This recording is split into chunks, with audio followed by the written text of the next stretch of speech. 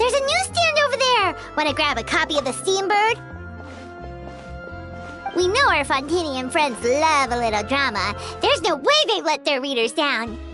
Isn't that Charlotte?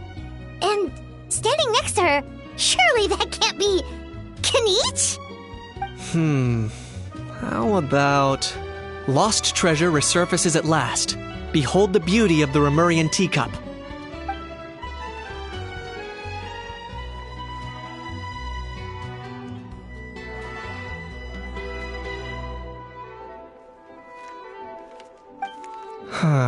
Pretty shocking. But it still feels like it's missing something. Ah, got it! Udex gravely wounded in shocking stabbing. Set to miss cross-border smuggling trial.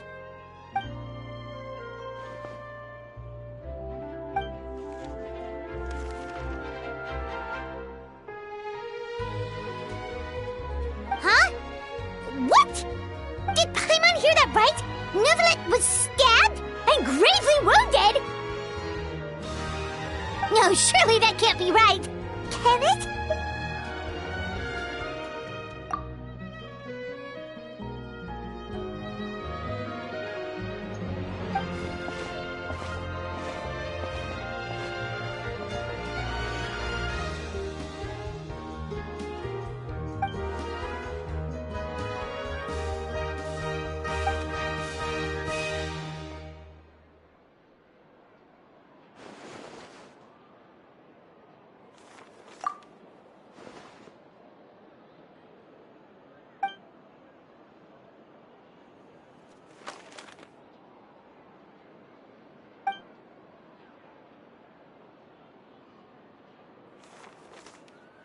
Hey there, you two. Fancy running into you here. Yeah, that, and also a less than pleasant shock. What the heck was all that about a Saurian meat restaurant and the Udex getting stabbed? Please say you weren't being serious.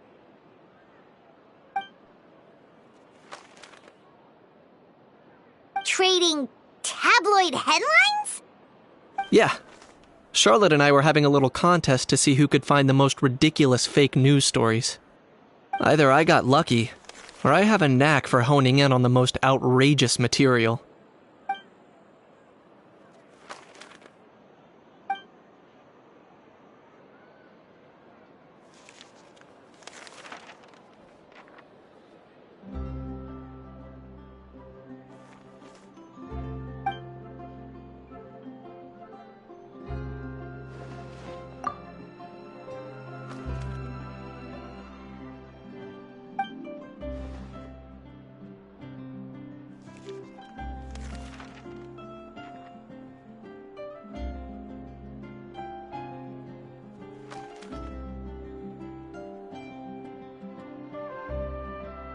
If I had to quantify it, I'd say about 1% of what they write is the truth.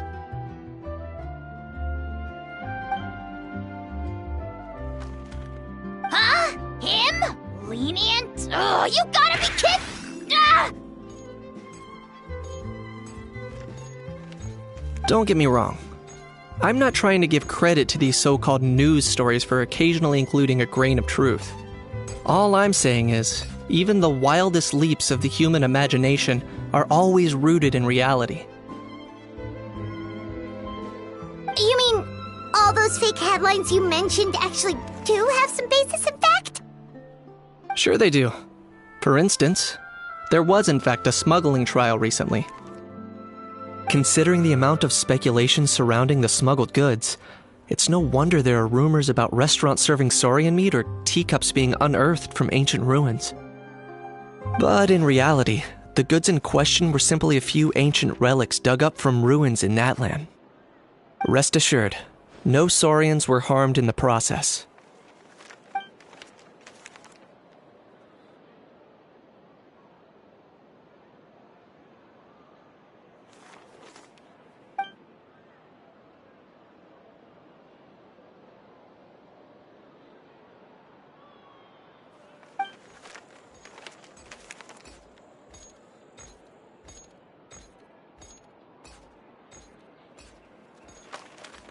Oh, okay. so busy freaking out about those headlines that she totally forgot to ask why you're here in Fontaine, Kenichi.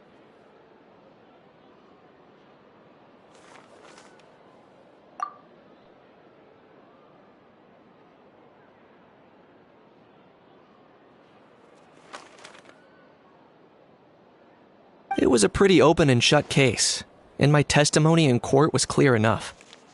But I'm guessing, Mademoiselle Charlotte, that you're less interested in the case than you are in trying to uncover some news stories about Natlan.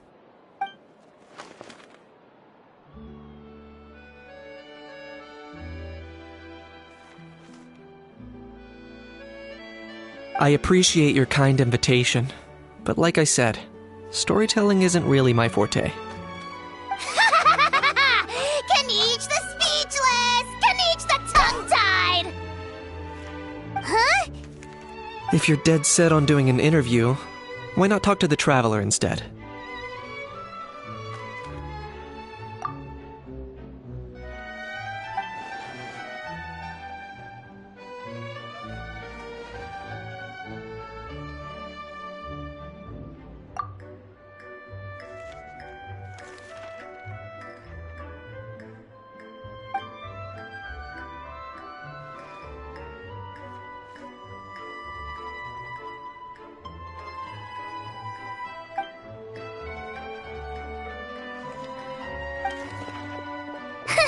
Charlotte never stops, does she?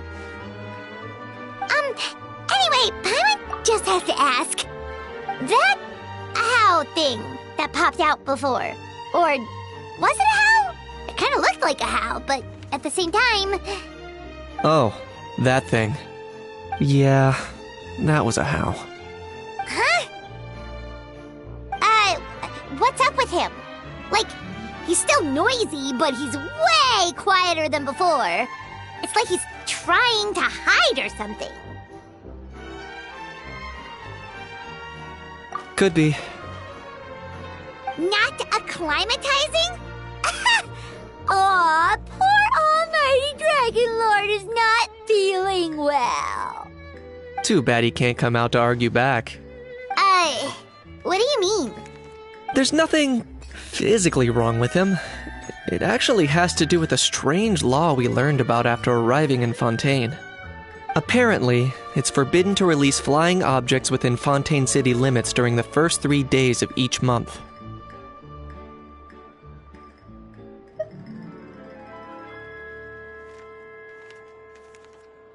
Paimon sure does! Paimon's been down this road before. There's an easy solution. As long as Kenichi holds onto a how's tail, he'll be considered an Almighty Dragon Lord balloon, not a flying Almighty Dragon Lord. Not gonna lie, I was considering that. But a how wasn't too thrilled with the idea of huffing and puffing away in the form of a mini helium balloon. That said, it's pretty annoying how he keeps randomly popping up all of a sudden. Anyway, this morning I saw a notice outside the Palais Mermonia about an event that's set to take place outside the city soon. Something to do with filmmaking. I hear that's all the rage here. I was planning to stay here and do some exploring for a few extra days anyway, so I think I'll go check it out. It'll be a good chance to let that noisy helium balloon out. He might even learn a thing or two. If you're free, why don't you come along? I know where it is, so let me lead the way.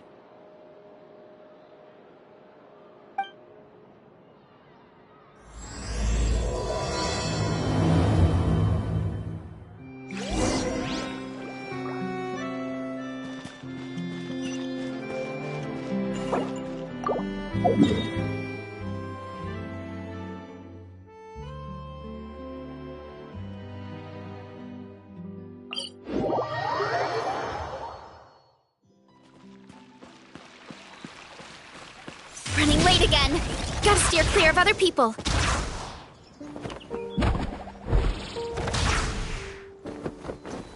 Can't stand losing. Seize the skies! Here I go! Looks like I remembered correctly. Here we are. Wow, this is awesome! it was just an empty beach before. Yeah, it was still completely deserted only a few days ago when I passed by on my way to testify at the Opera House. There must be some efficient workers in Fontaine. Quite impressive. A few days? One night was all it took. Rap-a-tap-tap, ta-da! But is this all it takes to blow people away? Oh, no. Given my past experience, I can't let myself get carried away.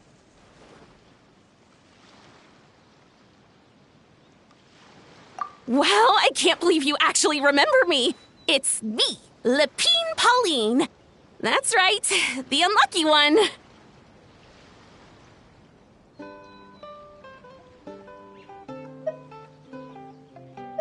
Of course! How else would we have managed to build Fantasyland in a single night?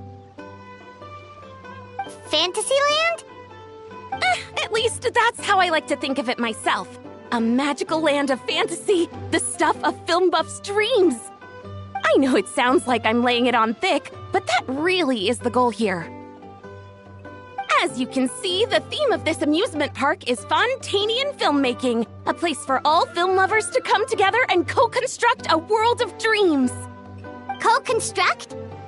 Well, that's a relief. Sounds like you're sharing the cost this time rather than pouring your entire life savings into a single project. Nope! I might be inviting others to help fund this, but that doesn't mean I haven't thrown all my life savings into it too! Huh? You've got to be kidding. Ha! Look at you, puny little humans. Recklessly betting your entire future against some stupid vanity project. If you're expecting even an ounce of sympathy from the almighty Dragon Lord, dream on! Mockery is all you shall get, straight from the heart!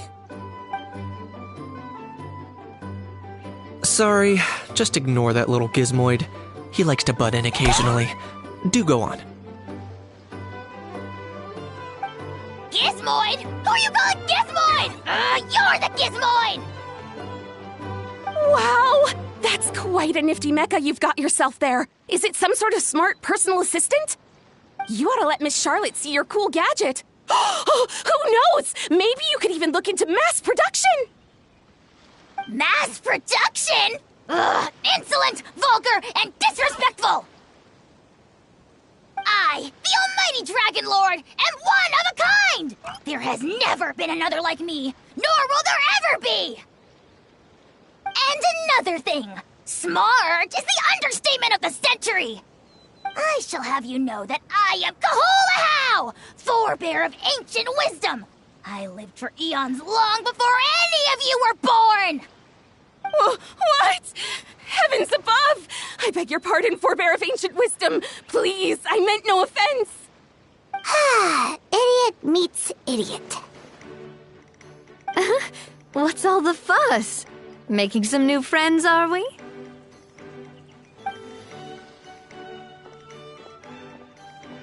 Miss Navia! Allow me to introduce the star behind all the work that's gone into this venue. Miss Navia, president of Fontaine Spina di Rosula. Hello, everyone. Partner, Paimon, how have you been lately? Hello there. I'm Kanich. What about me? What about me? My useless servant can't even give me a proper introduction. You think someone yelling their name out in the middle of a public street really needs an introduction? He's not wrong. I caught yours just now, in fact. So, you must be the almighty Dragon Lord, Mr. Ahau. It's a pleasure to meet you.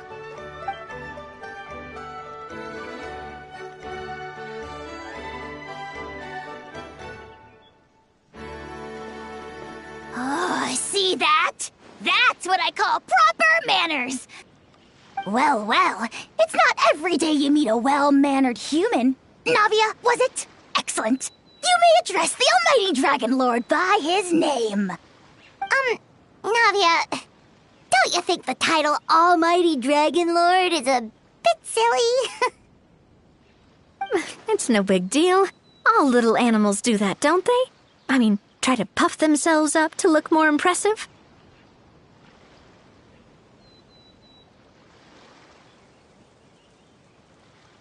Anyway, it's all thanks to Miss Navia and the Spina di Rosula that Fantasyland's gotten up and running in the space of a single night. Honestly, thank heavens! After all that paperwork and endless waiting, the event and venue finally got the green light. I couldn't wait a moment longer. The second the approval came through, I reached out to President Navia, hoping she could lend a hand. After all, who else but the Spina di Rosula would indulge such impulsive demands?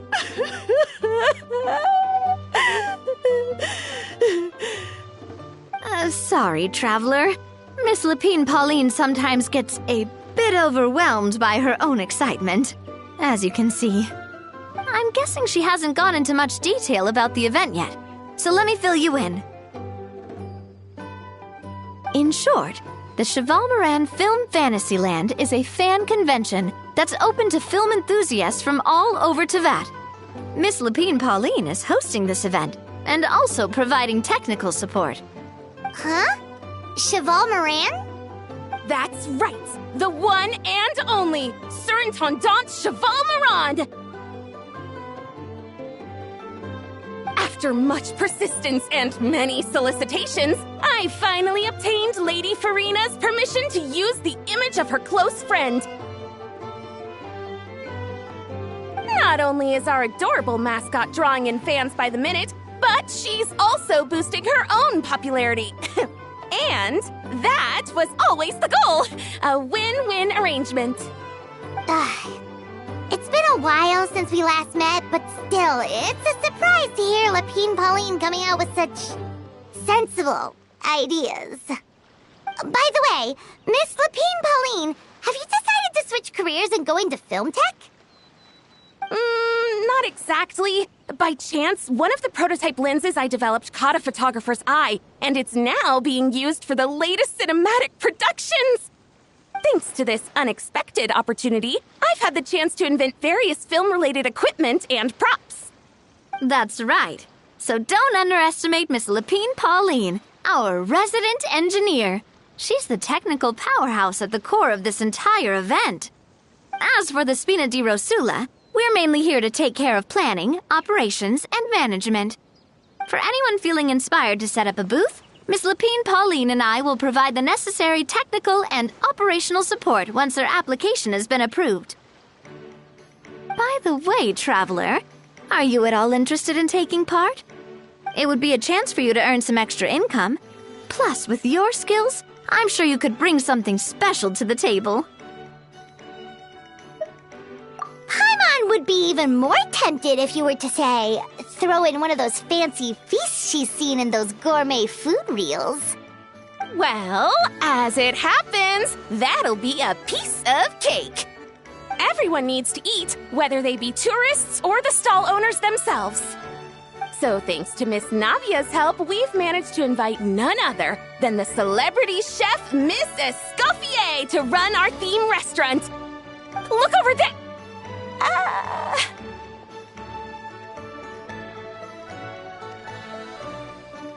You! Yes, you! For the last time, the ingredients have to be in the right ratio! Get it right next time, or you might as well just lie down on the chopping board yourself.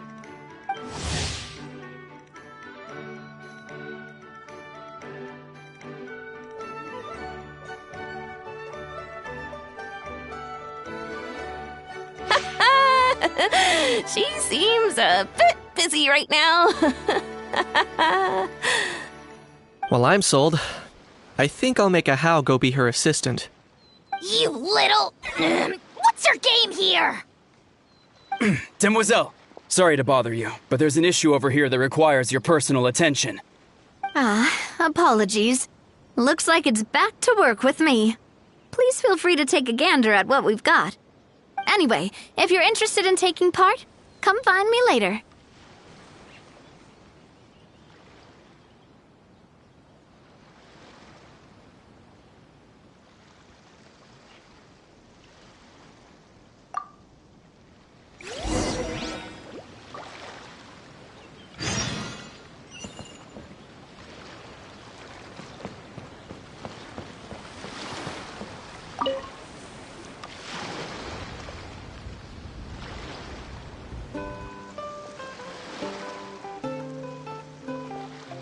Traveler, it's you!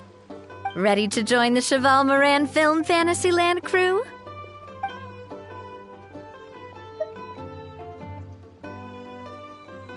No problem.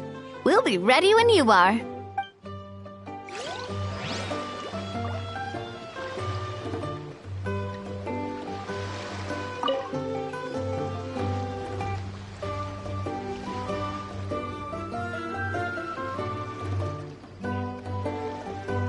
Traveler, it's you! Ready to join the Cheval Moran Film Fantasyland crew?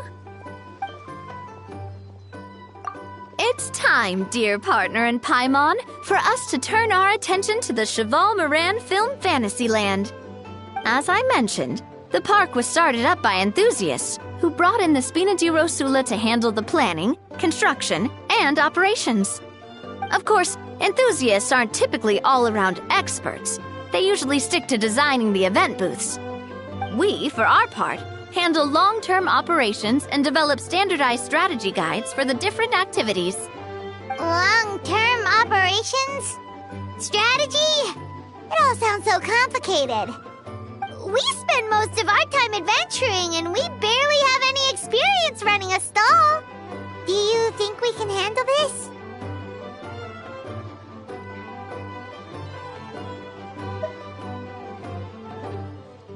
That's more like it. You've seen it all before, haven't you, partner? I'd even go as far as to say you've shaped some of Tevat's biggest business ventures. Anyway, first things first. Let's get an overview of how the whole festival's gonna be run.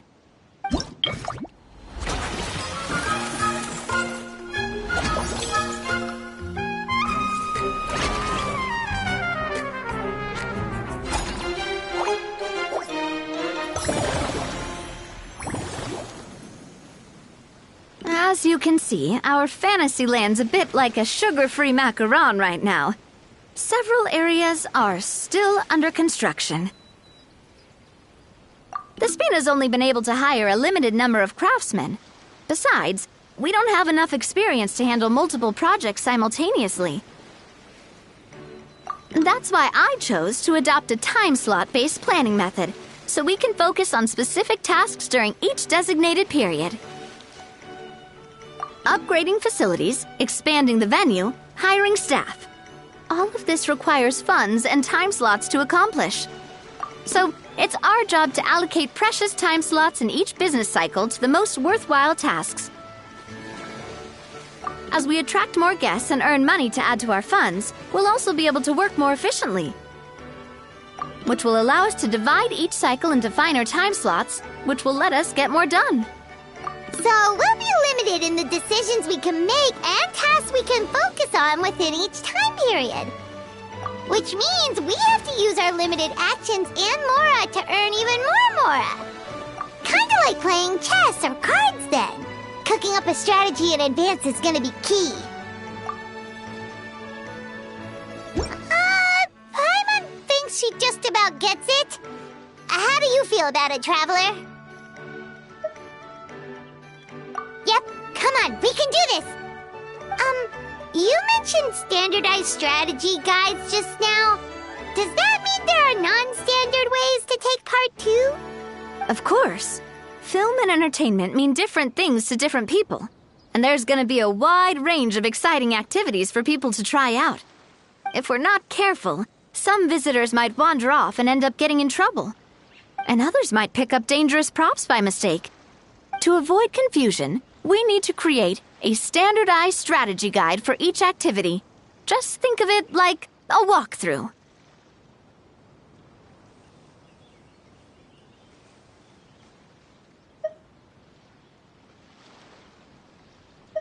Wow, if we're the first ones to test out the activities, who knows what surprises there could be waiting for us. But if we hit a tough spot, we'll just have to rely on our skills to carry us through.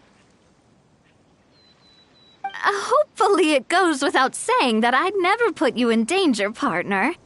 I carefully checked all the existing activities before you arrived, and I can assure you that they're all perfectly safe.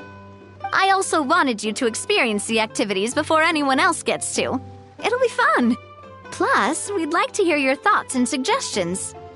Oh, those are two things Navia is best at. Making people feel safe and having fun. Great! Well, I can't wait to hear what you think. Your input is super important to us. All right, then. Let's start with eclectic escapades and put our first guide together.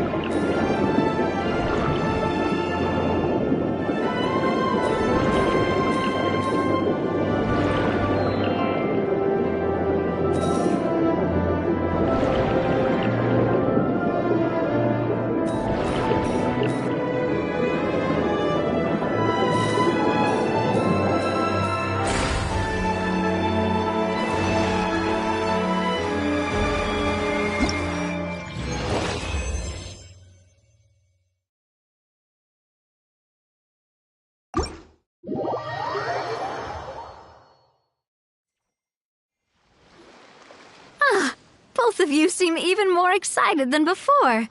Looks like your first trial run didn't disappoint.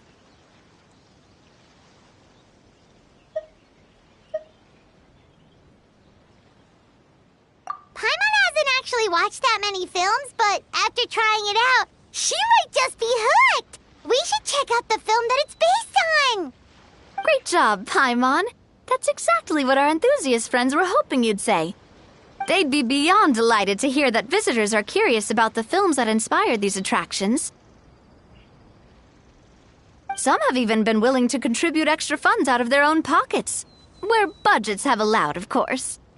Out of their own pockets? That's right. While the Spina di Rosula covers the cost of basic booth materials and rental fees, many fans have personally funded promotional materials and related merchandise. The cost of the booth itself isn't their main expense. Some of them have already started designing spin-off products inspired by film characters. Take our official mascot, Surintendant Chevalmoran, for instance. She won second place in the last most popular character poll for the comic film category, and was even dubbed the pinnacle of round, bouncy cuteness. Many people have expressed interest in designing cushions based on her image, using the highest quality fabrics and hiring the most skilled artisans to mass produce them. These cushions will officially go on sale at the next convention alongside lots of similar products.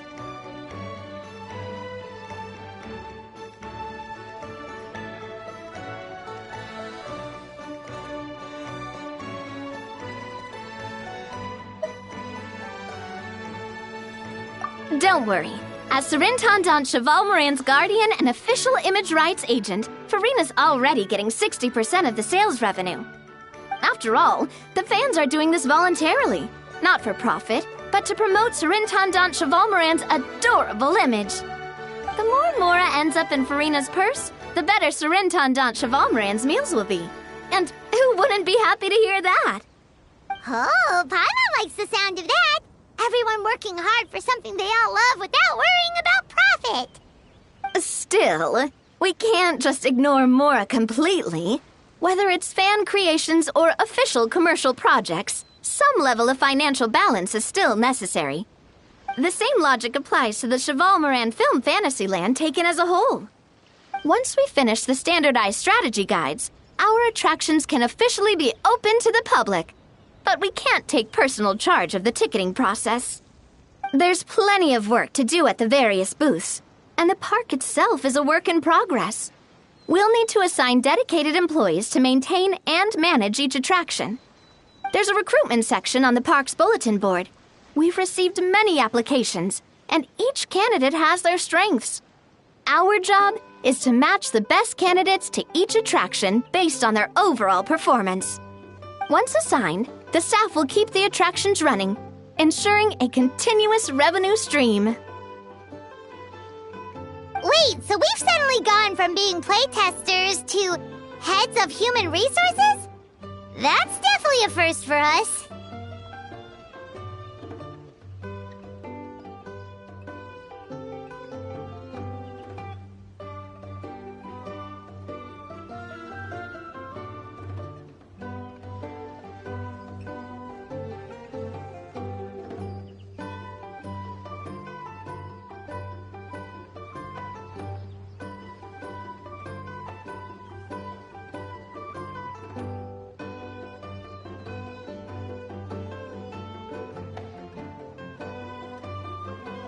Just don't hold everyone up to your own standards, okay? You can't expect everyone else to be as capable as you.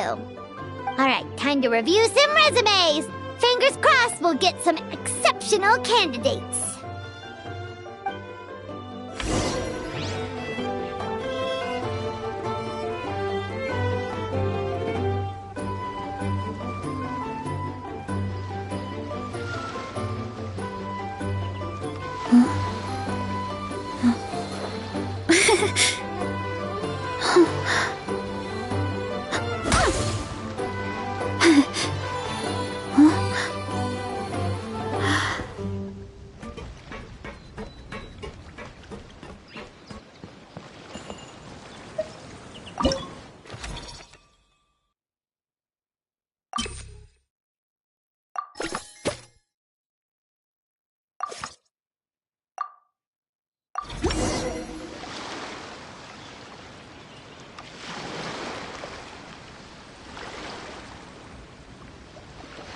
Looks like this particular employee is really getting into their role.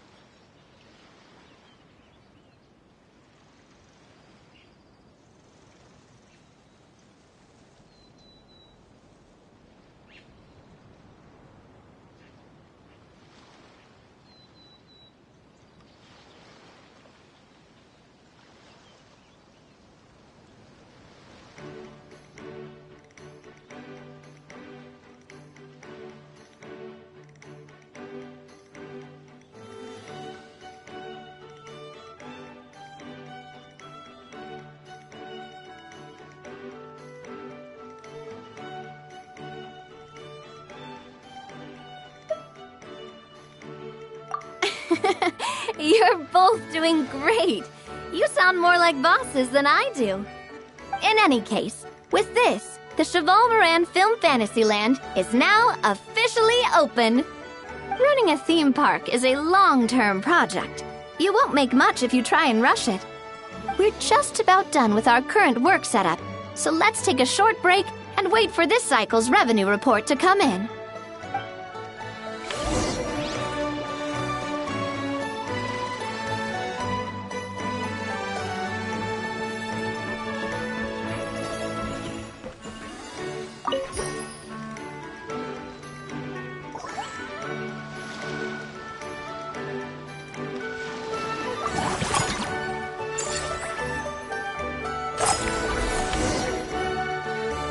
Well, the numbers might not look that impressive, but given that we're just getting the ball rolling, I'd say that wasn't a bad start. Building on this momentum, we must consider rolling out more unique business strategies during the next cycle. To draw in the crowds, I've invited one of Fontaine's very own celebrity chefs, my good friend Escoffier. She'll be performing right here in the amusement park's restaurant. On that note, let's go catch up with her. So, is the restaurant part of our business strategy too? There are so many layers to this operation.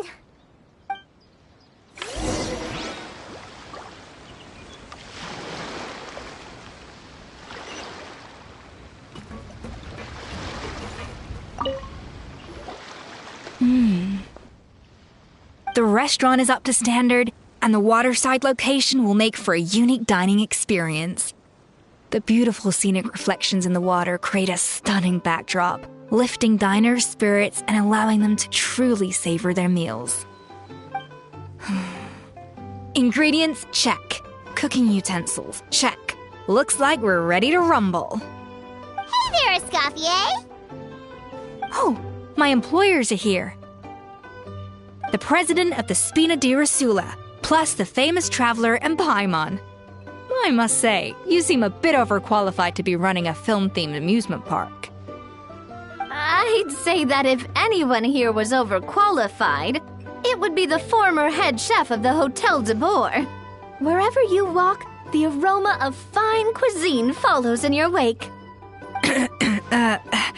Let's get back to business. I'm guessing you want the traveler to help me decide the theme dish for each cycle, right? This is the business strategy I mentioned earlier. Using Escoffier's top-tier dishes to attract more visitors to the park. But this isn't just about attracting visitors. Her culinary masterpieces will surely have other surprising effects. Just imagine, Paimon, if all you needed was a single ticket to enjoy all the attractions and taste all the legendary food. Wouldn't you be tempted? Then Paimon come every single day!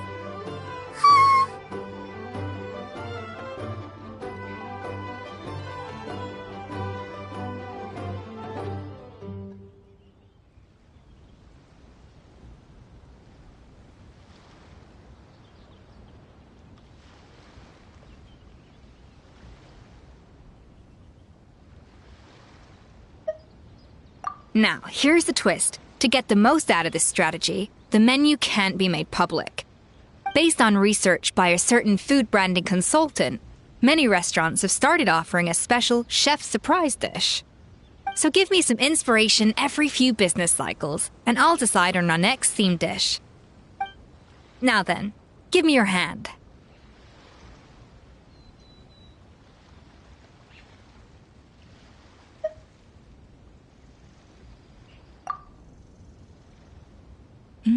A warm and energetic feel.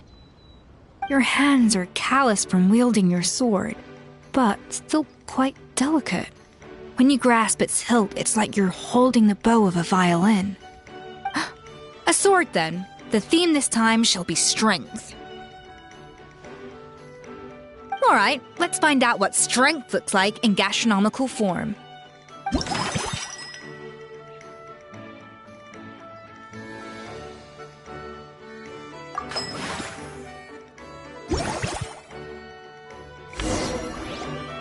I've refined the sauce for these barbecue ribs. It's a richer flavor than the classic version, but not at all greasy. The mint extract in the seasoning leaves a refreshing aftertaste, perfect for indulging yourself after a fun-filled day. But if you ask me, I'd say the artisans need these more than the guests. The artisans? As I'm sure you've noticed, this park isn't quite finished. A serving of these barbecue ribs should help the artisans replenish their strength much more quickly. As their bosses, you have an obligation to provide meals for them. So why not invite them to dine here?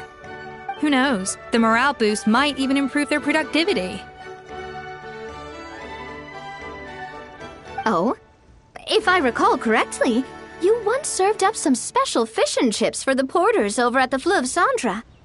For several days after, The workers were all incredibly efficient. They'd finish 8 hours of work in just 5. And then, because they clocked out early, they'd come back completely refreshed the next day. Then there's no time to lose. Go invite the artisans over while these ribs are still hot. I'll prepare some side dishes and desserts too. That's a great idea! You really live up to your reputation, Escoffier. Looks like these themed dishes are gonna make a huge difference after all. We'll have to make sure we check in with you regularly.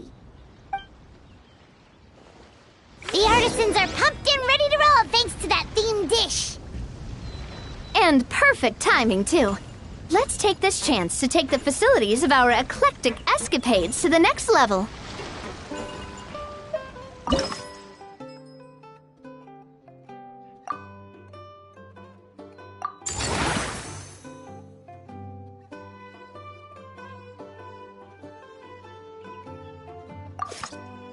We should be able to attract more customers by upgrading the stall, don't you think?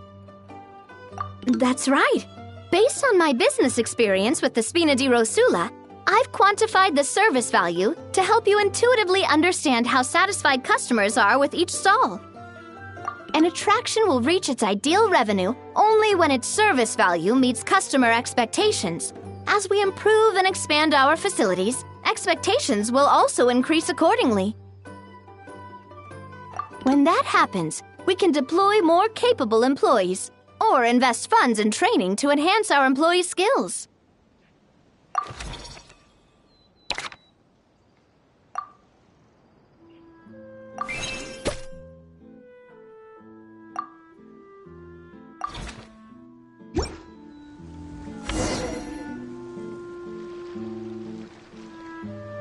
Whew, that should be everything. Looks like you've pretty much mastered how to run this park. Huh? Have we really? Thinking about it, we have learned quite a lot, haven't we?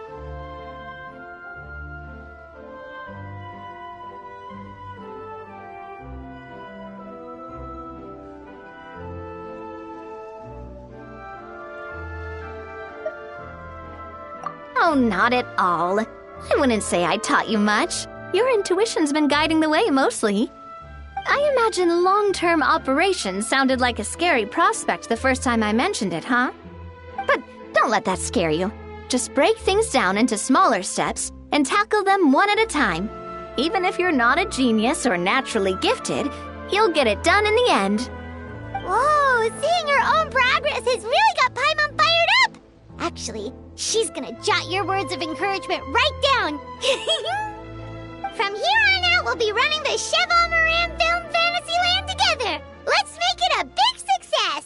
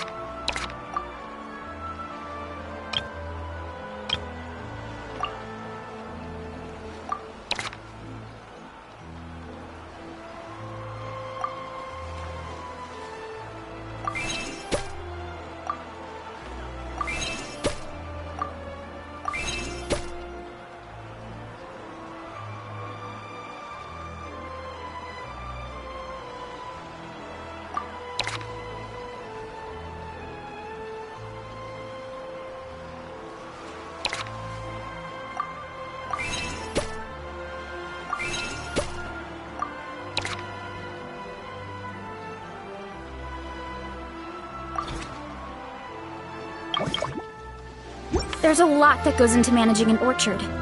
Watering, weeding, fertilizing the soil, making sure the temperature is right. But most important...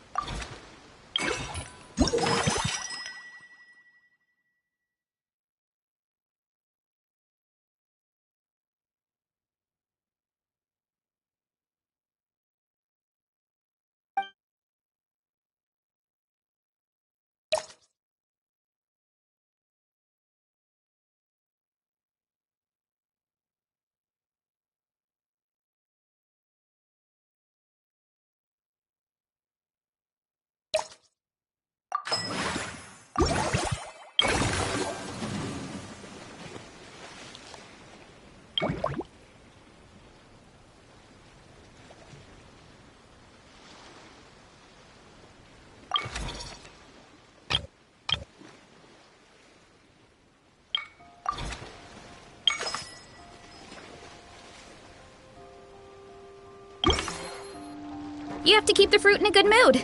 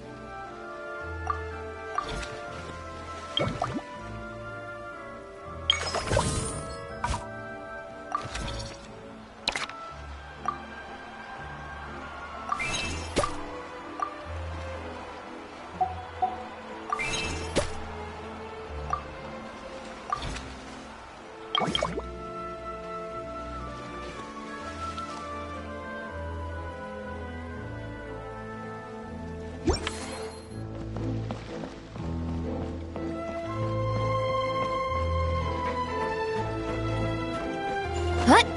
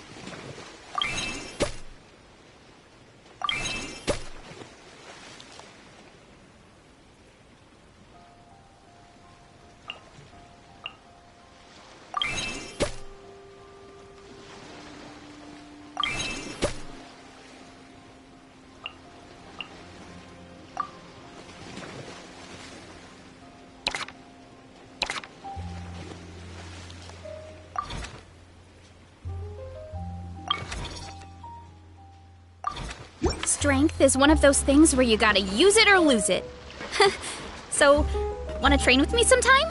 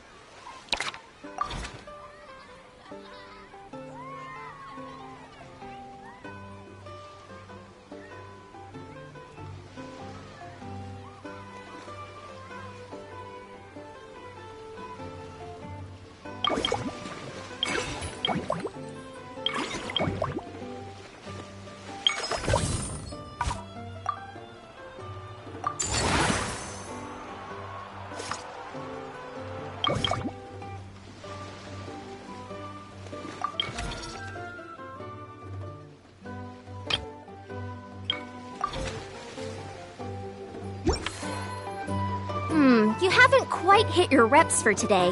Come on, one more set.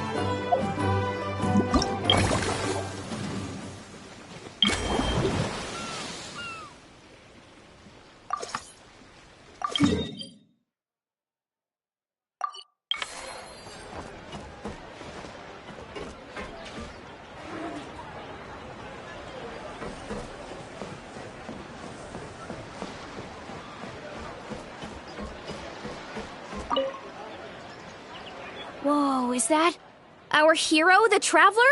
And Paimon, too! Oh, I guess I shouldn't be too surprised. Mrs. Coiffier already told me you were the big boss here. But when I saw you just now, I forgot myself for a moment.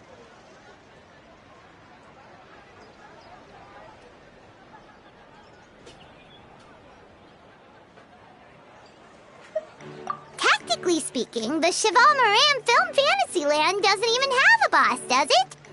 Isn't it the idea that everyone works together to make it as successful as possible, and then we all share the profits? But, wait a sec. Why are you here, Veressa? Well, officially, I'm here to promote my brand. Not long ago, Mrs. Coiffier placed an order with me for her restaurant, as she often does. In her letter, she mentioned that showcasing my orchard's products at the festival would boost sales and help build my brand recognition. After talking it through with my parents, I decided to give it a shot. Now that I'm done with the restaurant's ingredient order, I plan to sell the rest of my fruit directly to guests to help quench their thirst, of course. The thought of enjoying fresh fruit from Natland here in Fontaine does sound pretty appealing. But with this many customers, wouldn't it be exhausting to watch the stall all day? Huh? Am I supposed to be watching the stall the whole time? There's an attraction over there called Movie Masterpieces, right? I heard some of the challenges are based on famous films. Some of those films have even been adapted into great comics. I'd love to go give it a try.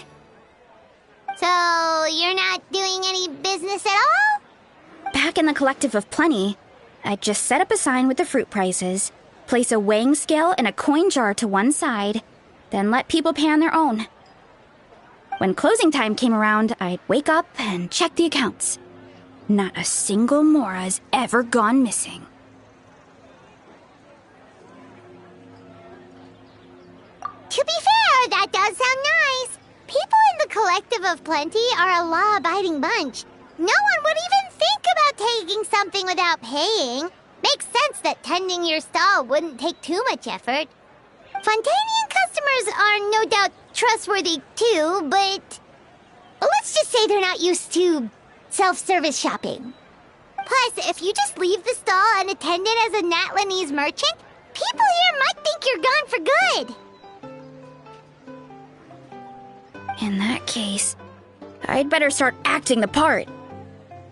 But I'll need to buy some things in the city before I officially open for business. I promised to bring back some Fontainian clockwork mecha for Kochi-an-san. Oh, and I also wanted to try a few rounds of movie masterpieces. After that, I should be able to focus on my business without getting distracted.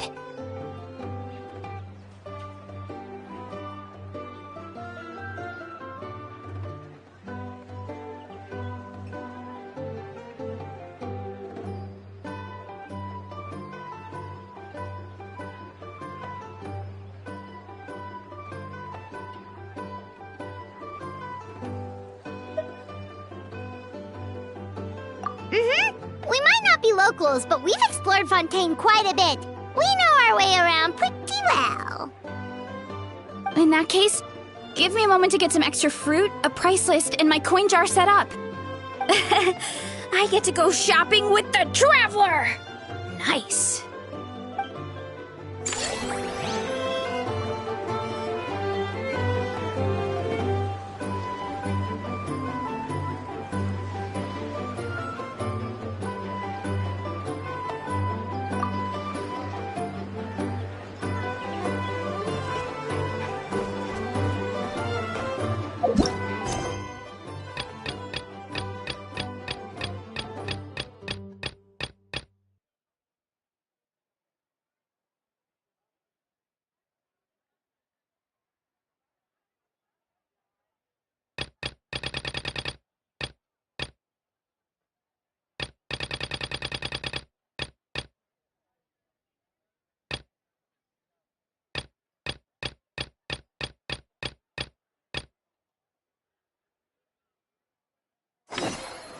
People seem to think I was born with super strength, but look at me.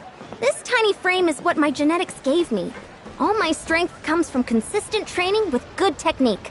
Put in the same work, and you can absolutely get the same results. Greetings. Apologies if you overheard my harsh words just now, but I assure you it is entirely necessary. The sheer lack of standards here will be the death of me. Do you have any idea of the kind of customers I'm gonna get with how lax things are at the moment? The ones that leave their guns behind by accident, and then come back to collect them later, bringing ammunition with them. Yeah, that's the kind of customer you wouldn't forget in a hurry. Oh. Wait, has that happened before? No, it's just the mention of guns reminded me. Someone did actually leave their gun nearby. Huh? Just before we started setting up, as we were cleaning up the site, someone stumbled upon a mysterious locked box. It didn't look like something from Fontaine, though. It had more of a Natlanese vibe. Oh? Do you think a foreign tourist might have left it behind? That's what I assumed at first. But the box was buried beneath a pile of wooden planks, rocks, and whatnot, so it seemed like someone deliberately hid it there. But I didn't see much point in speculating, so the best thing I could think of was to hand it over to the authorities. I trekked all the way over to the Palais Mermonia just to hand it in. Ugh, it was exhausting. What did the authorities make of it? Oh, they made a mountain out of a molehill, as usual. Before even addressing the question of what was actually inside the box, they had several heated discussions about whose responsibility it was to write the lost and found notice. Thankfully, the ever-reliable Officer Sedine stepped up and immediately called in the Marechaussee Phantom to crack the lock and check if there were any dangerous items inside. And, as it turned out, there was a gun. Wow, that's a dangerous item, all right. Mind if I ask what kind of gun it was? Oh yeah, Mr. Kanich, you're from Natlan, aren't you? Do you know a lot about guns? You could say it comes with the job. I have an interest in weaponry and the like. Ugh, such a spoiled brat.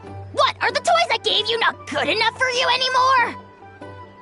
Yep, got sick of those long ago. You little...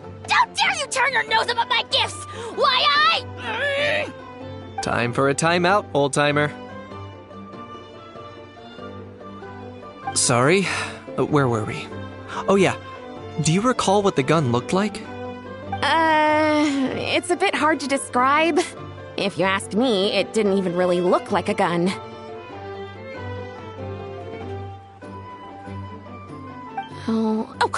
Give me a second. I'll knock out a quick sketch.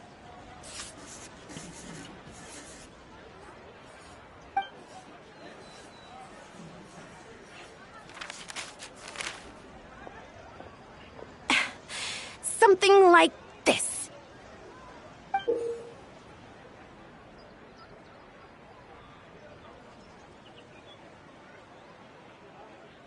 Whoa, it's so neat and precise.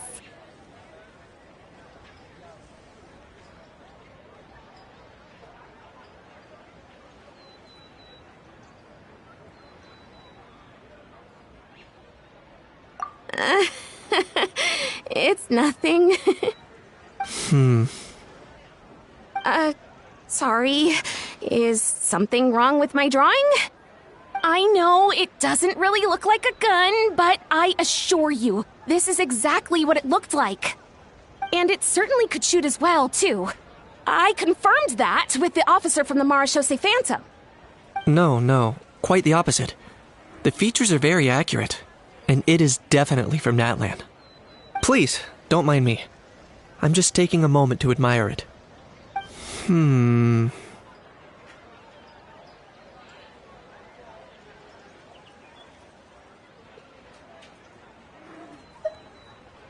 I should be the one thanking you. Thank you, and everyone else for your support. Don't mention it. Besides, we haven't really done anything. Not at all! The buzz and excitement you guys bring is exactly what this event needs. Oh dear, I'm starting to feel a bit guilty watching everyone else toil away. Guess it's about time I got back to work too. But just before I go, one last thing. Traveler, it's wonderful to see you. Here's to a successful collaboration!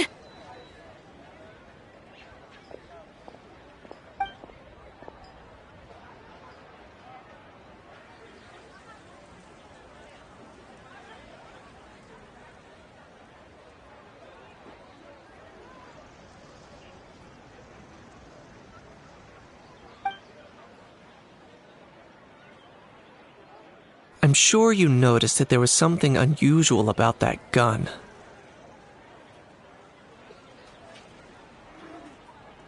Correct. It's most likely an old weapon dug up from some ancient dragon ruins. Based on my experience, it might be more accurate to refer to it as a hand cannon, but in Fontaine terms, it's not wrong to call it a gun.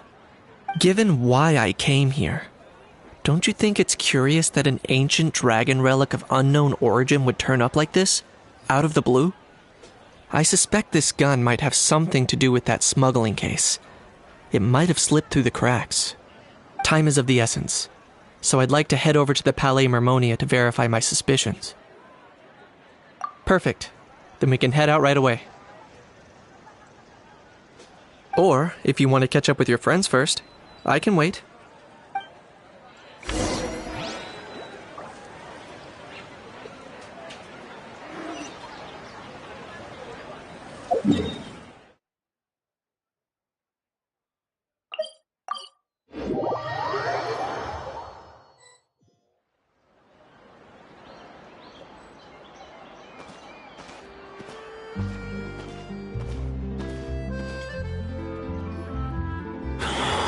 Oh, man. Bro! Are you mimicking me? Now's not the time. Come on. No, I mean, one of our buddies is here, for real. Quite a few of them, actually. Aurora and Aoife, what brings you to Fontaine? Huh? How come you're... I'm guessing Kanich is here because of that international smuggling case, right? I've heard quite a bit about that. Word sure gets around quickly, huh? First time abroad and you're already making headlines. Oh, stop it. It's not like I was the center of attention. Wasn't expecting to see the Traveler and Paimon here too, though. Come on, Aoife. Huh? A traveler, by definition, is someone who travels around. Fair point. Anyway, back on topic. Wait a second. I lost my train of thought. What were we talking about again? Why, you're all here, of course. For vegetables. Fork a cuckoo. Huh? I'll go first. It's for the Chevrolamine Film Fantasyland. Wait, is that right? It's Cheval Moran. Right. I keep stumbling over that one. Guess I owe Cheval Moran an apology, even if she's not here. Anyway, long story short, the festival restaurant urgently needed fresh vegetables from Natlan. which is why Aoife and I are here. So, you guys are vegetable couriers? He is. I'm just here as a responsible adult. It's his first time traveling so far away from home, and all the elders in his tribe were worried. So they had me come along.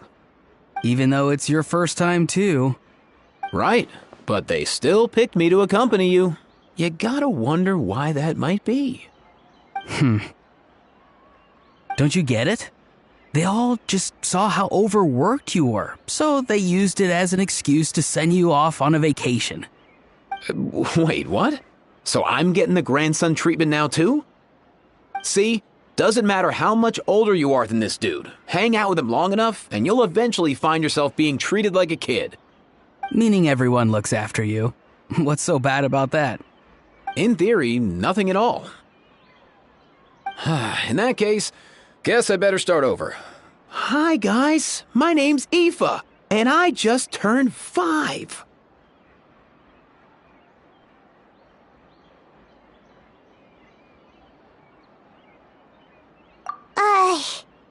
Paimon's not sure who the responsible adult is anymore. So, what about Kakuku? If he was here, we'd be making more of a ruckus than we already are. That's exactly what's got me worried. Aoife, there's nothing to worry about. You're a big boy. You can handle yourself now even without Kakuku. You think that's what I'm worried about? Anyway, my priority right now is Kakuku. Suffice it to say, Kakuku's in big doo-doo. How so? He's so small, and all he knows are a few harmless phrases. What kind of trouble could he even get himself into? Let me guess. Did he get caught out by the law on flying objects? Bro, you too? Not me. How? Oh, that pesky little chatterbox. So that's why he hasn't interrupted us this whole time. Guess he's too scared to show his face. That, plus he's already spouted enough nonsense for one day. So I've put him on mute until tomorrow. Nice one. If I was even half as decisive as you are, I would have kept a closer hold on Kakuku so he didn't get a chance to go flying off.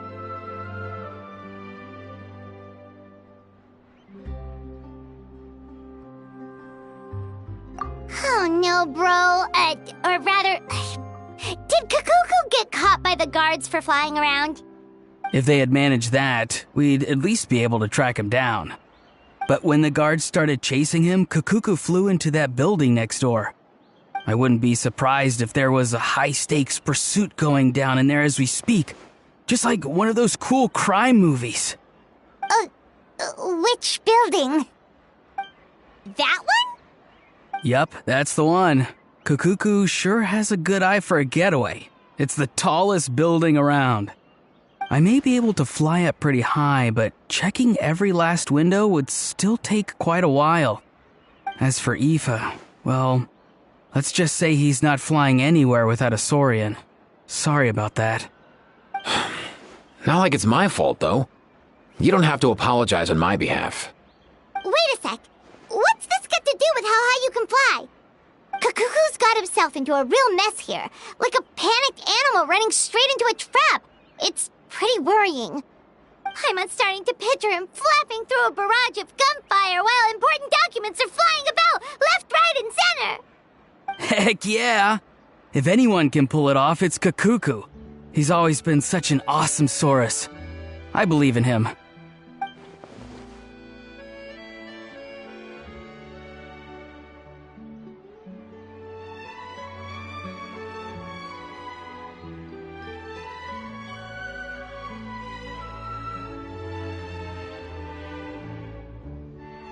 For real now? Do you even hear yourself, bro? Of course I'm for real. I'd never make light of something like that. All right, everyone's an awesome Saurus. Well, the human version. But our priority right now should be to go in there and check up on Kakuku.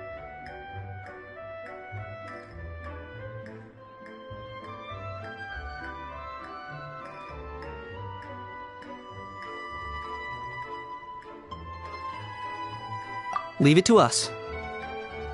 You sure? Wow, awesome. That'll be a huge help. And if Kukuku doesn't listen to you, I give you permission to pull out a couple of his feathers. Wait, since when was that up to you? Well, then it's your call, bro. All right then, if Kukuku doesn't listen to you, I also give you permission to pull out a couple of his feathers. There you go. If he objects to that, tell him to come find us. He won't. Trust me.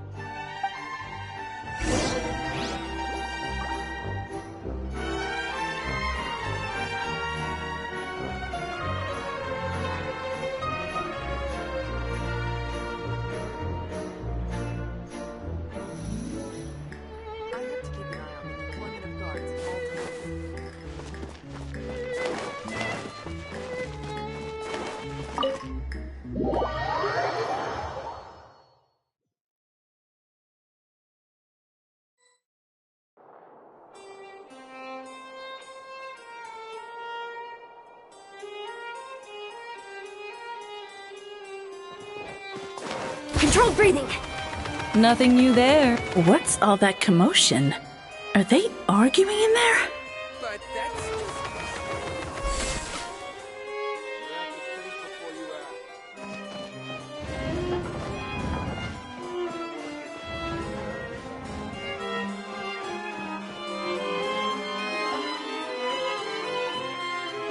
No way, bro!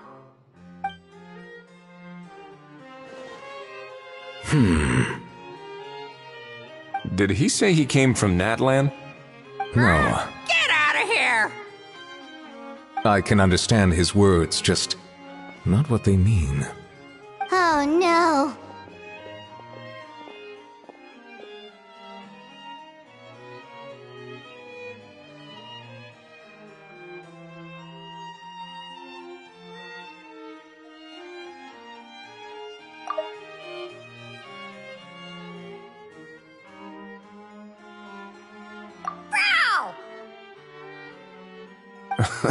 He keeps repeating the same things over and over again.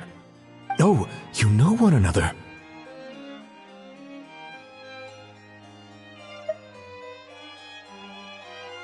He's a friend! Yeah! A Saurian friend of a human friend! Great. Well, that was easy. Looks like we've tracked down the owner. Guess that's one less lost and found notice for you to write, Monsieur Neuvillette. For real? Traveler, was there something important you wanted to discuss with the Udex? I'm just about done with my business here. Need me to step out? Stay and hear them out first. Perhaps it will have some bearing on your own work. If I'm not mistaken, you are the same Mr. Kanich who served as a witness in the smuggling trial? I take it there's been a further development in the case. That's right. Very perceptive, Mr. Udex. So you've met Neuvillette before? But wasn't the trial overseen by another judge? I've seen his photo in the papers. But as for this other gentleman... Allow me to introduce you to Mr. Wriothesley, administrator of the Fortress of Meripede. Or in layman's terms, Fontaine's prison warden. Please, feel free to share anything about the case. There's no need to keep anything from him. Pleasure to meet you. Pleasure to meet you! Wow, that sounded just like me. But should we really discuss official business in front of the Saurian? Oh, wow! Oh, no! I believe he said... Or rather, I suppose he meant that he'll keep this to himself. Though I should mention, Mr. Kukuku, that we will have to ask you to sign a confidentiality agreement. Sure thing, bro!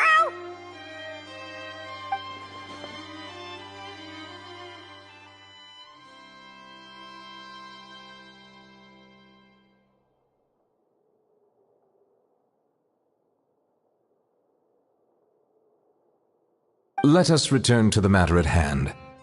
Mr. Kanich, was there something else you wanted to discuss relating to the case? Yes. Let me fill you in.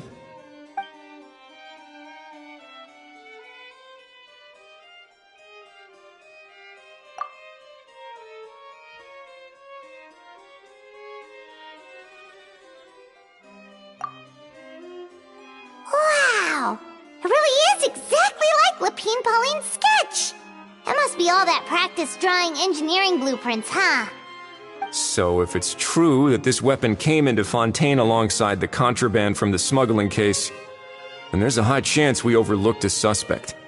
That's exactly my line of thought. I see. Mr. Kanich, thank you for reporting this promptly. I'll arrange for the Marechaussee Phantom to investigate right away. We should begin by questioning the prisoners in custody. Ridesley. I'll sign off on the interrogation request. Don't you worry. That would be much appreciated. It's lucky that the Palais Mermonia wasn't scheduled to release any public bulletins today, and that this guns lost and found notice hasn't been written up yet. In other words, the news hasn't leaked. I'll be staying in Fontaine for the time being. If there's any progress in the investigation or you need my help, feel free to reach out anytime. Yep, we were just about to go help out with Lapine Pauline's convention. If there's any news, we'll keep you all posted. Marvelous. Thank you all. Well then, all that's left is to...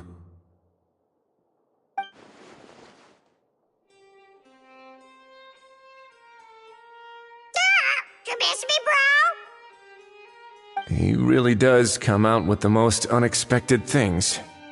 Who did he learn it all from?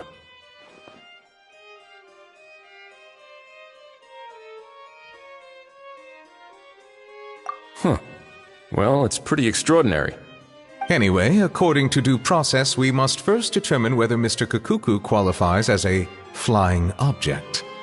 And, following on from our conversation just now, he also needs to sign a confidentiality agreement. Drafting said agreement may take some time.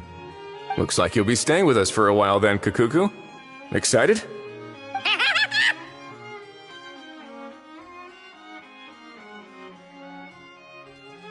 That would save us a lot of trouble. Many thanks. All right then, we'd better get going. No need to see us off.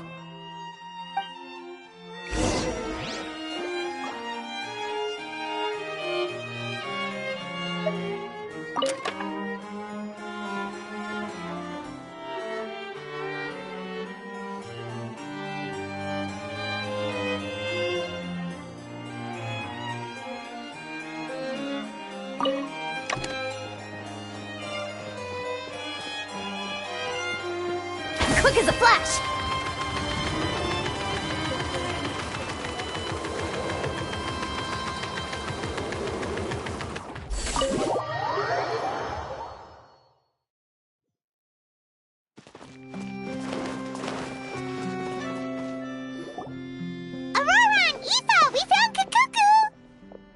What's the situation? How bad is it?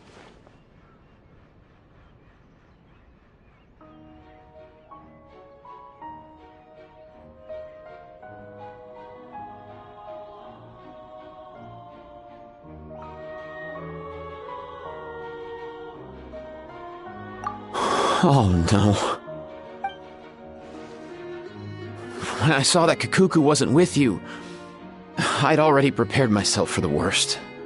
Relax, Eva. Maybe Kakuku just prefers high-rise living now.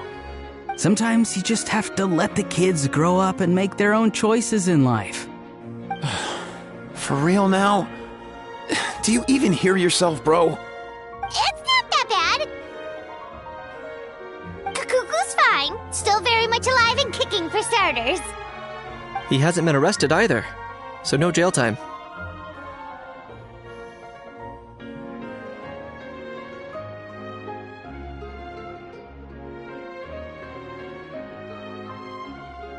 See?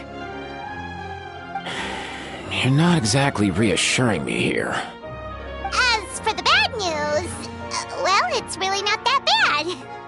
Kakuku accidentally overheard some top secret stuff, so he has to stay at the Palais Mermonia for a while to sign a confidentiality agreement. But there's no need to worry. The person in charge of looking after Kakuku is super nice, so he'll be absolutely fine.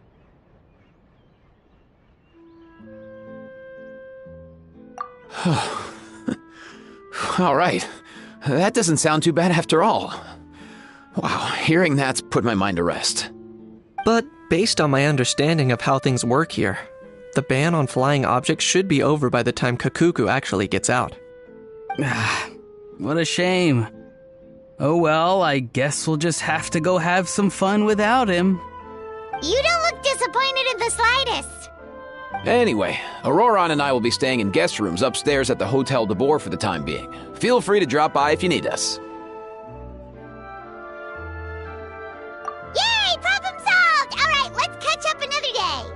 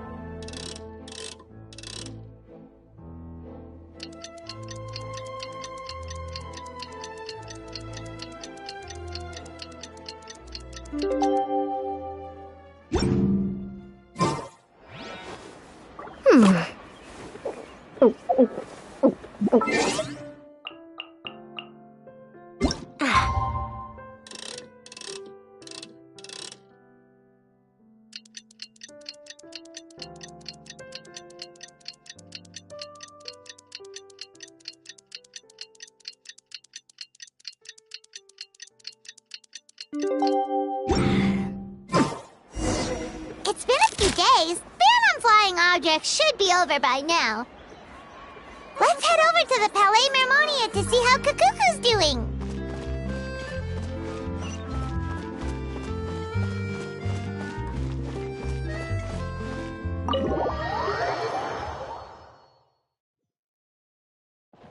Faster! Stronger!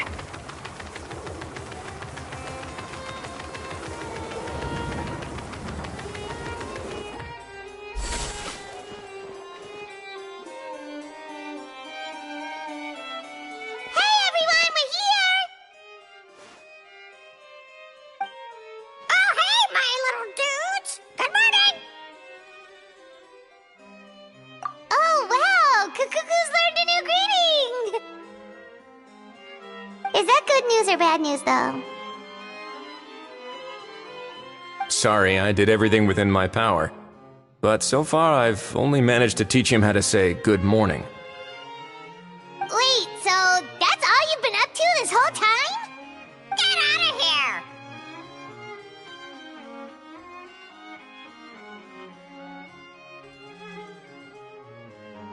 Huh? Okay, so good mornings aside, please tell Paimon there's been some other progress too. Of course. That's why I'm here. Kakuku's not the only one that Mr. Risley's been getting to talk. I'm referring, of course, to the convicts. It was nothing. These guys weren't exactly tough nuts to crack. So, what's the deal? After racking their brains, they remembered speaking to an inconspicuous middle-aged man just as they were preparing to pack up and leave Natlan. He was dressed in the manner of the Children of Echoes and carrying a box. Plus, the description matches the one the gun was found in. All in all, he didn't look any different from your average Natlanese traveler. Perhaps seeing that they were dressed as merchants, this man stopped for a chat, inquiring where their goods were headed, and even asking if they could share a boat. The smugglers were very cautious, though.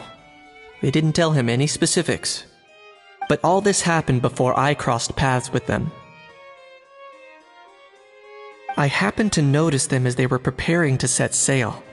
I thought they looked shady, so I snuck aboard, and ended up being carried along all the way to Fontaine.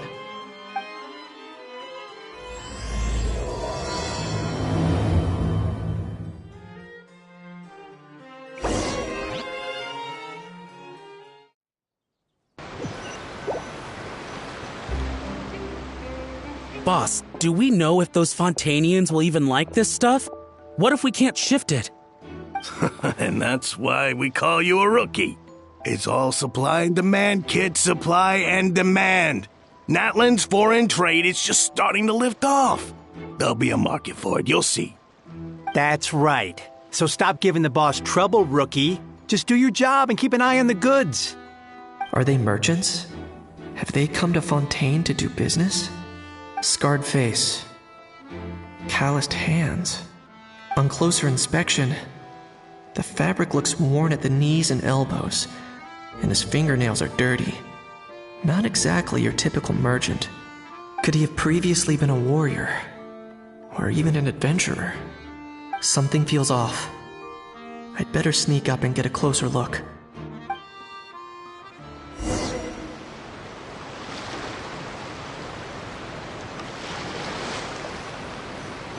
Nice thinking, boss. This tourist tub's been fast-going and smooth sailing. Plus, no one's been asking us what we're up to. That goes without saying. Big cargo ship would have been too slow, whereas the smaller ones would have been faster but way too bumpy. If we ended up damaging the goods by accident, all these months spent grafting away would have gone up in smoke. Seriously? But there's hardly anything here. Would it really have taken them months to prepare? And why would they need to transport it with such care? Could they be secretly smuggling precious items out of Natlan? I'll need to find a way to get to the bottom of this.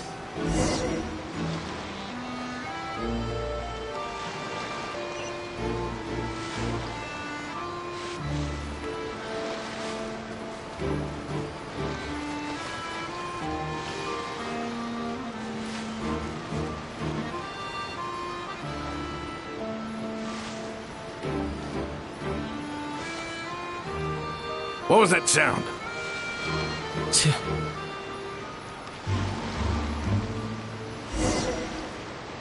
Boss, do we know if those Fontanians will even like this stuff?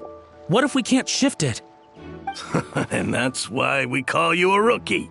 It's all supply and demand, kid. Supply and demand. Natlan's foreign trade is just starting to lift off. There'll be a market for it, you'll see. That's right.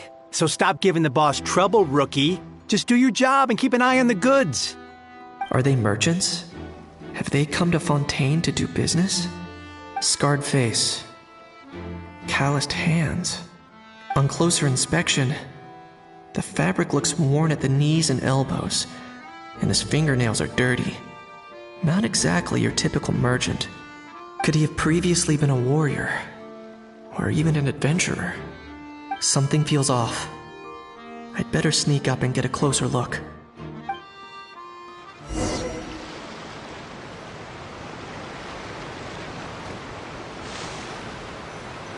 Nice thinking, boss.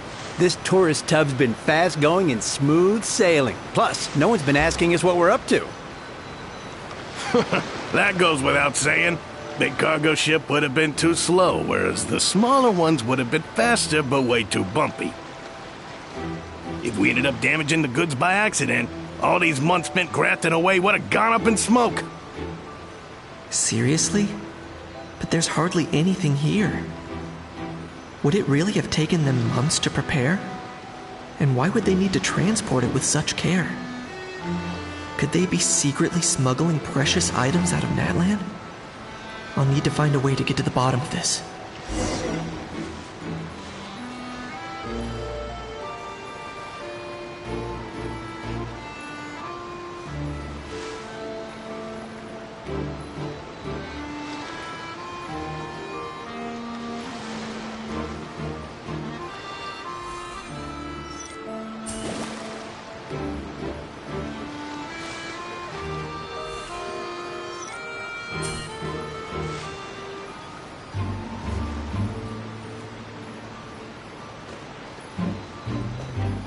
Let's go hear what these criminals have to say for themselves. Sure enough, there are relics inside the box. It's illegal to smuggle such items outside Natlan.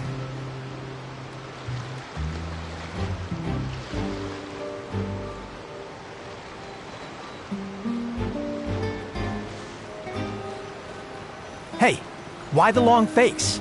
You're abroad on business, and you get to do some sightseeing while you're at it. Sounds like a pretty sweet deal to me. You better cheer up if you know what's good for you. I guess you're right. I was just worried I might have messed up with the packing, or that something's gonna go wrong along the way. Oh, pull yourself together. Tons of foreign tourists come traveling to Fontaine. I bet their luggage is full of all kinds of weird stuff. If someone insists on checking it all, just show them the purchase order we had drawn up. Those Fontainians can't get enough of their legalese, so I've heard. They can look all they want. Aha. So their aim is to smuggle in contraband after all. Looks like I've gathered enough intel about the smugglers and their contraband. Time to inform port security.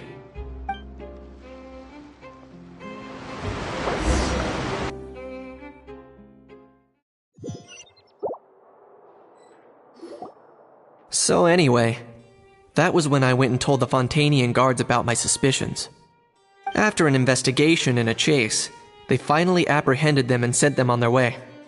Well, guess they're headed exactly where they should be.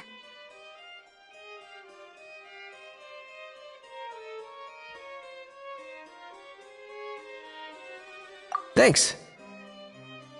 Based on your recollections just now, I was completely focused on those smugglers at the time, so I wasn't really paying attention to other passers-by.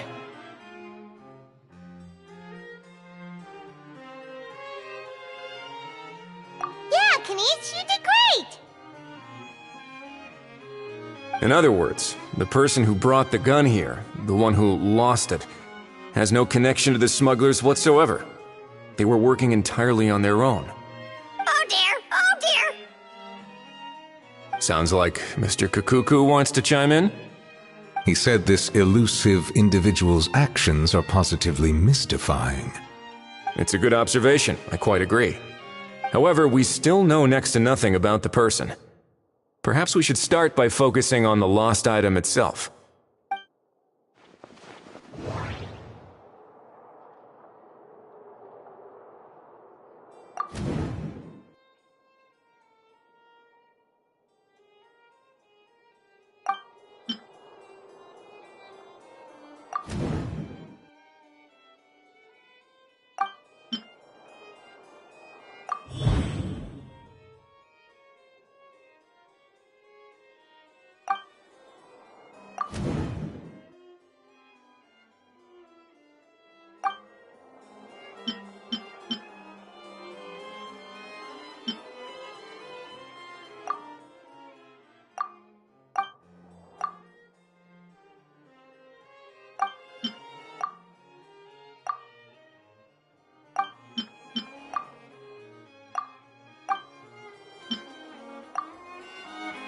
It certainly seems like it was the bait in some kind of trap.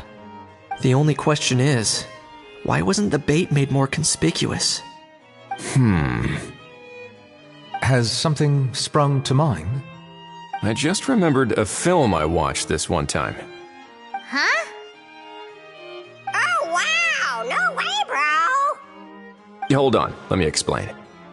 Just now, the traveler speculated that this box might have been placed there on purpose, as if the intention was for someone to come pick it up.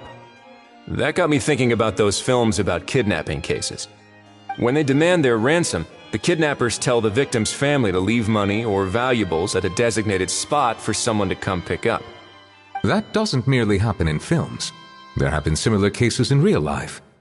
In fact, if anything, it's probably the real-life events that inspired the films. Sounds plausible. Ooh. Wait. This raises the stakes to a whole new level.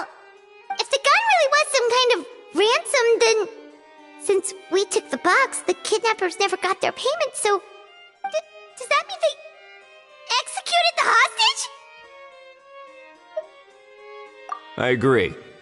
I don't believe we have a kidnapping on our hands. Selling off stolen goods is extra work that most kidnappers would want to avoid. Unless they're after something very specific, they tend to just ask for cash.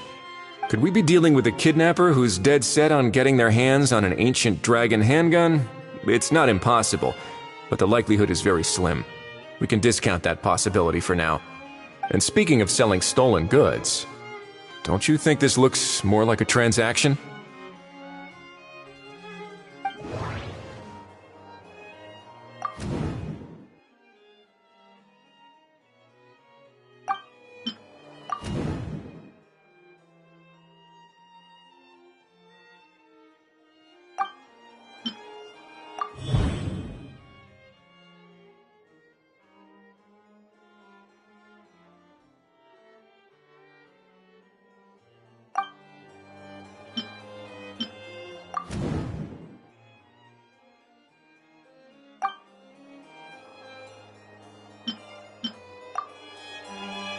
So, bottom line, this was an individual smuggler at work. Exactly. And it was the location itself that caused the deal to fall through. The last thing they would have expected was for a quiet beach to turn into a bustling film convention overnight. Not only is the area now packed with tourists, but the Spina di Rosula have a presence there. I'll bet that both parties were completely caught off guard. That sounds like a plausible theory, but how do we verify it? Looks like your people better start rolling up their sleeves. How so? Easy. Just follow the usual procedure by putting up a lost and found notice. The more routine we make it seem, the more likely the suspect will come forward to claim it. Even if they send a proxy, we're liable to get our hands on new leads. And timing-wise, it's about time we updated the bulletin board anyway. All we need now is a lucky gestionnaire to write up the notice for us post-haste. Ah, so that's what you meant by rolling up their sleeves. In that case, I may as well write it myself. Delegating this to someone else would require an additional explanation. Or are you just not used to asking others to work overtime? Is that really a major concern here? Well, looks like I won't be needed around here. At least until the notice has been posted.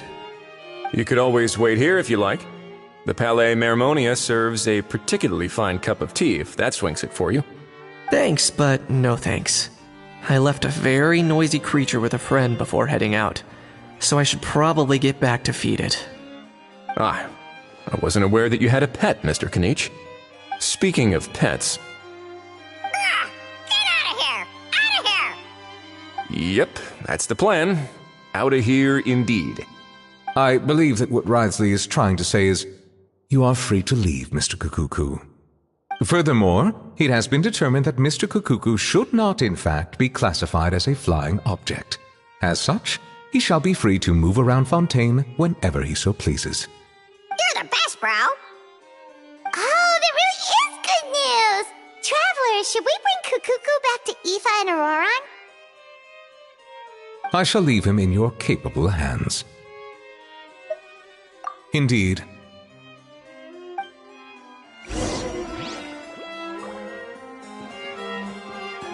Time to roll!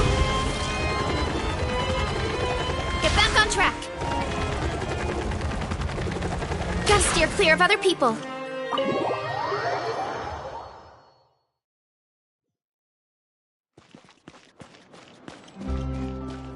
Time to roll!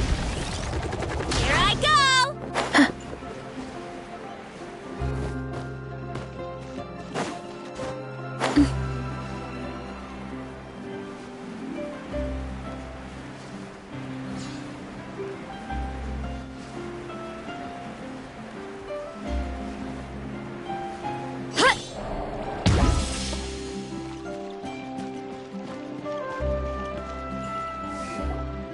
How? What? What now? Let's shake hands. Fine by me! Get ready for a knuckle sandwich! Ugh.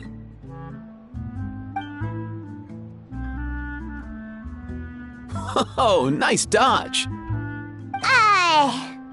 Paimon feels strangely inclined to keep a safe distance. Did you miss me, bro? Cuckoo, you're free! Ugh, not you again.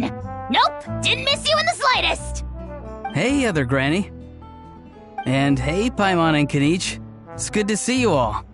Thanks for bringing Kukuku back. Get it away! Get it away from me! Nice to meet you, bro. Who are you calling bro? Say that again to my face! I dare you.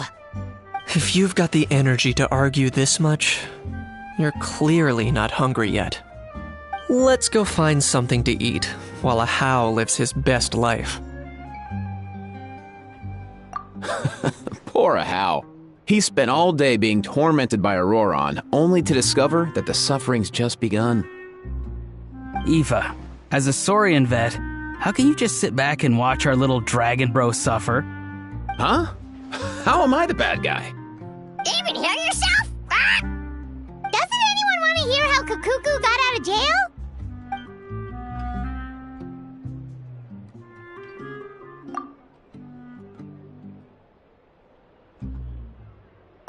Don't lose hope, Ahau. By the same standard, you have freedom of movement now, too. You're still in the game?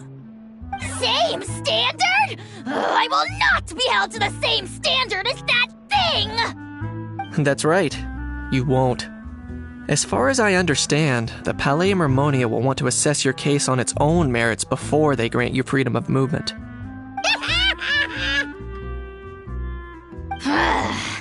Where's that Saurian meat restaurant again? I'm gonna march that little pink balloon right into the kitchen! Yeah, good luck with that, bro.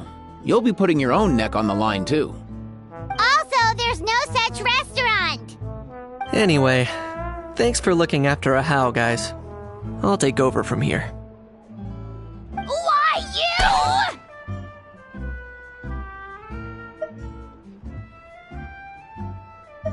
Between the two, Kakuku wins the cuteness competition hands down.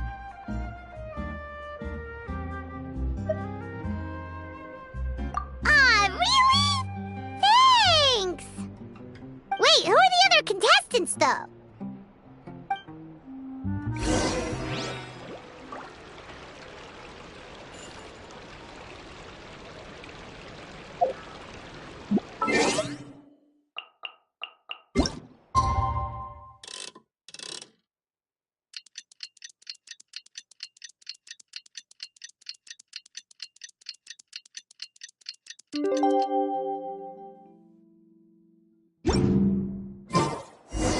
Lost and found notice is up! Maybe we should go hang around the Palais Mermonia to see if anyone shows up to claim it.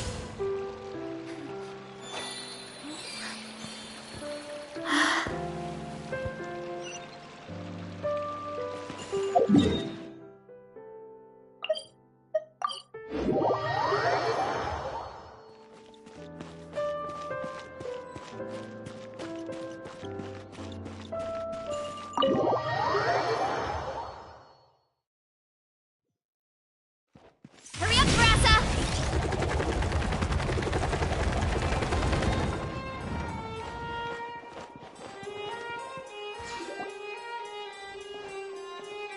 Huh, looks like there were quite a few others with the same idea. Ah, hello, you two. Have there been any developments? Okay, guess not. Well, the notice was only just posted. Guess it's pretty unlikely that someone would show up right at... Special Patrol, open up! Hang on! The Special Patrol? I don't think that's who this is.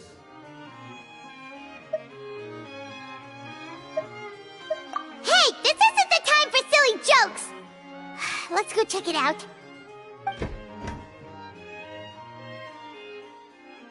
Good day, all. Gramps, grannies, aunts and uncles. What in the Tevet are you doing here, Auroran? Oh, he must be the one you mentioned. Kakuku's owner? One of his owners. Kind of. But, bro, what are you doing here? I'm here to claim a lost item. Is this the person you saw on the boat, Mr. Kinich? Somehow I highly doubt that. For starters, he just addressed us as Gramps and Grannies. And unless this is the youngest looking middle-aged man in the world, I don't think he's our guy. Huh. Was there something wrong with my door-knocking etiquette? That's how they do it in all the films. That's not door-knocking etiquette. That's the Special Security and Surveillance Patrol doing their job! Completely different things! Oh, I see. I figured it was just a polite way of requesting entry, to show the people inside you had something important to discuss. Oh, sorry about that. I totally goofed that one up. Give me a moment. I'll go back out and try again. So, Roran, You said you were here to claim a lost item. What did you lose? Yeah, so basically...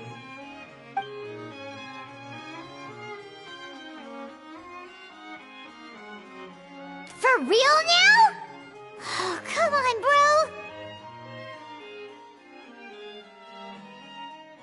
Auroron, be honest now. Were you the one who lost this? No, it belongs to a friend. So it belongs to Aoife? Of course not. Aoife has his own gun.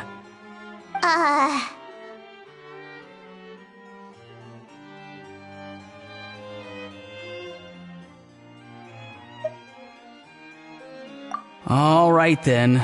I knew this wouldn't go well. So here's what went down. This morning, Aoife and I were playing rock, paper, scissors. Before long, he'd lost, as he usually does. So we figured we'd head out and visit some of the Cour de Fontaine's famous landmarks.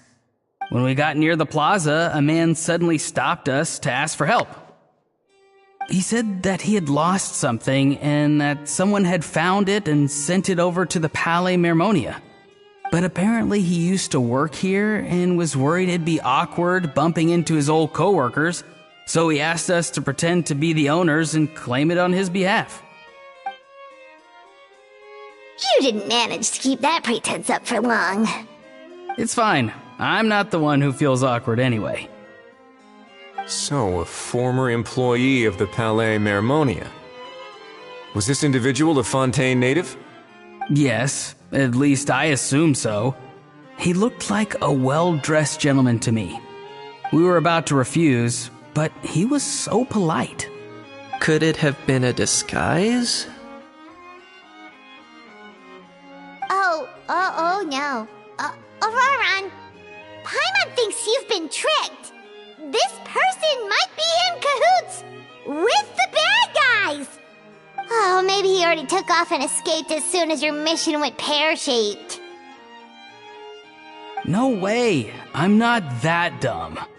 Huh? He's not going anywhere. Aoife and Kakuku are keeping an eye on him over at the plaza. Keeping an eye on him. I like the sound of that. In that case, let's hurry over to where Aoife is.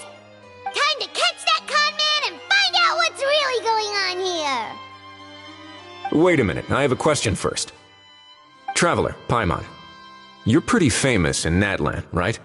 Oh, we're basically household names. But why do you ask? Would that be a problem? Remember when I said that the seller might be watching in secret? If so, then picking Auroron to do their dirty work was a careless mistake on their part. It suggests that the person who got Auroron to claim the item might not be fully in the know themselves. There are plenty of unanswered questions, but standing around racking our brains won't help. However, I still suggest that the famous faces among us, meaning the Traveler and Kinich, oh, and of course, Monsieur Nivelette too, stay here for the time being. We'll empty the box, give it to Auroron, and then he can claim the item as if nothing happened. I'll follow to check if anyone is watching. I doubt anyone would recognize me anyway, so I shouldn't draw too much attention. I think this plan is worth a try. I shall leave it to the pair of you. So, I have to go undercover again, right? Well, not exactly undercover. Just drop the special patrol persona and be yourself instead. Roger that. Over and out.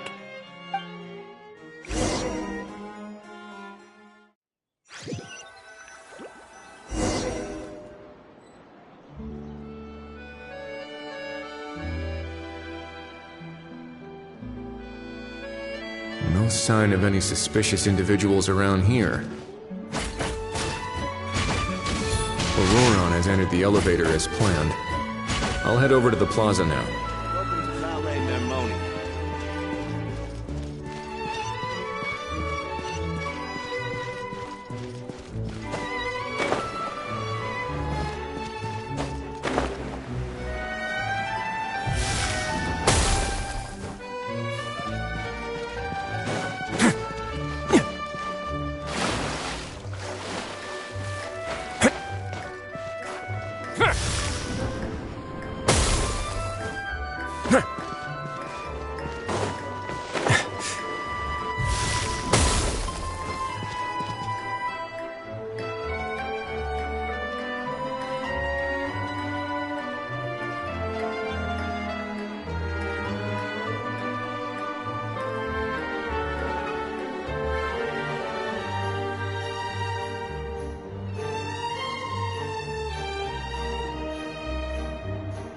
Nothing suspicious going on here either.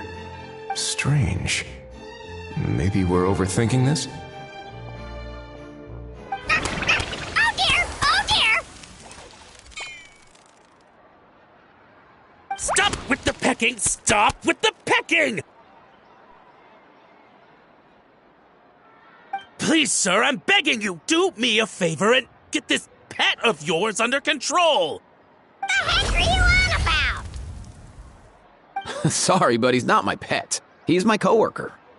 And I should warn you, he's not too happy with how you're talking about him. What the? This thing has a job? So in Natland, they just dish out jobs to any old thing. Uh-oh. Kukuku's not too big on being called a thing either. You're on your own now. I'm sorry. Please, Mr. Kukuku. Master Kukuku. Lord Kukuku. I meant no offense, I promise. All right, Kukuku. That'll do for now. Let me ask him some questions first. Sure thing, bro.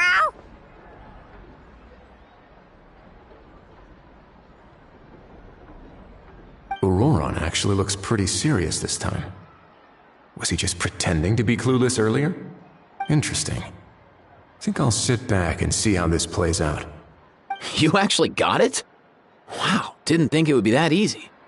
Ah, excellent. Looks like sending you was the right approach after all. After all? I mean, because the staff at the Palais Mermonia don't recognize you, right? So I got it, but I don't remember promising I'd hand it over. Huh? This thing's pretty cool. I've taken a bit of a liking to it.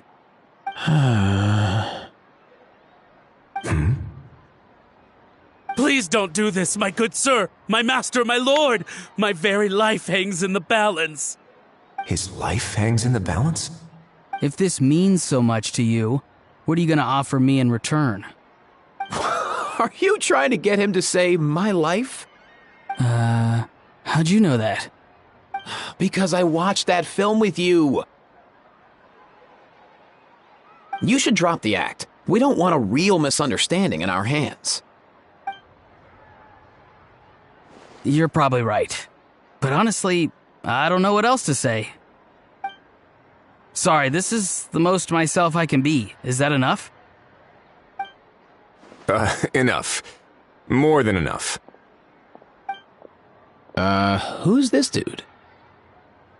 Just think of me as a staff member from the Palais Mermonia. Now, if you don't mind, I have some questions for this gentleman about that life or death treasure you were just discussing. Truthful answers appreciated, of course. Oh no, I'm toast now. What's that supposed to mean? You don't think the Palais Mermonia has the ability to protect our citizens? No, I mean, yes, of course they do. Please ask away. I could do that. But I'd rather you just tell the whole story, from the beginning. I suppose I only have myself to blame. Such a rare antique, I couldn't resist. I'm a collector of antiques. Nothing excites me more than rare, old relics, and to be honest, if someone's selling, I'm buying. I don't care to ask where they sourced their goods. As for the seller of this particular item, well, I've never met him in person. We've had some prior dealings, but always under the cover of coded ads in some shady tabloids. Lost and found notices, missing person ads, that sort of thing. As long as I took care to hide a time and place somewhere within the text, then slipped some mora into the envelope before submitting the ad, it would get published. And that was that. No fuss, no trace. Simple, right? Normally, everything goes off without a hitch. But this time, I arrive at the pickup spot expecting a discreet in and out, and instead, I find a whole construction crew at work. That was not what we'd agreed. But I couldn't just let it go, so I reached out to him again the same way as usual. He replied, and do you know what he said? He told me that the item's now in the Palais Mermonia. Well, he wasn't lying about that. He insisted that it would be inconvenient for him to make an appearance himself, but said that if I could somehow find a way to retrieve it from the Palais, he'd give me a discount on the price. Of course it wasn't the discount that swung it. Do I look like I'm strapped for cash? Feeling smug now, are we? Feeling smug now, are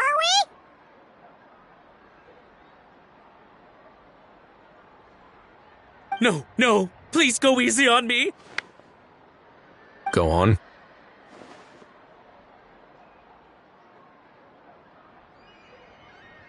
Where was I? Well, anyway, I thought to myself, seeing as the item itself came from Natlan, it would make more sense if I could find someone from there to go retrieve it. And by a stroke of complete and utter coincidence, I just so happened to see these two young folks wandering around, so I'm so very sorry. I underestimated the pair of you. I need you to clear something up for me. You haven't paid the seller yet, correct? And yet he told you to collect the item from the Palais Mermonia. Was he not worried that you'd just split afterwards? Well, to be honest, though I can't claim to know him very well, he, on the other hand, seems to know my name and where I live. Besides, this is a guy who managed to get his hands on an ancient Natlanese weapon. That's probably not the kind of person I want to double-cross. Fair. That makes sense. So, Mr. Please, just call me Argento. All right, Mr. Argento. Listen very carefully to what I'm about to say. It will determine how much of the rest of your life you'll be spending beneath the waves. What does he mean? Is he gonna drown him just like they do in those gangster films? Oh, I get it. He's talking about that place at the bottom of the Fontanian Sea. Shh, can it? Owing to your suspected involvement in the illicit trade of Natlanese relics, you're now one of the suspects in an international smuggling case. A trip to the Opera Epiclese seems unavoidable at this stage, but on the bright side, you still have one chance to make things right.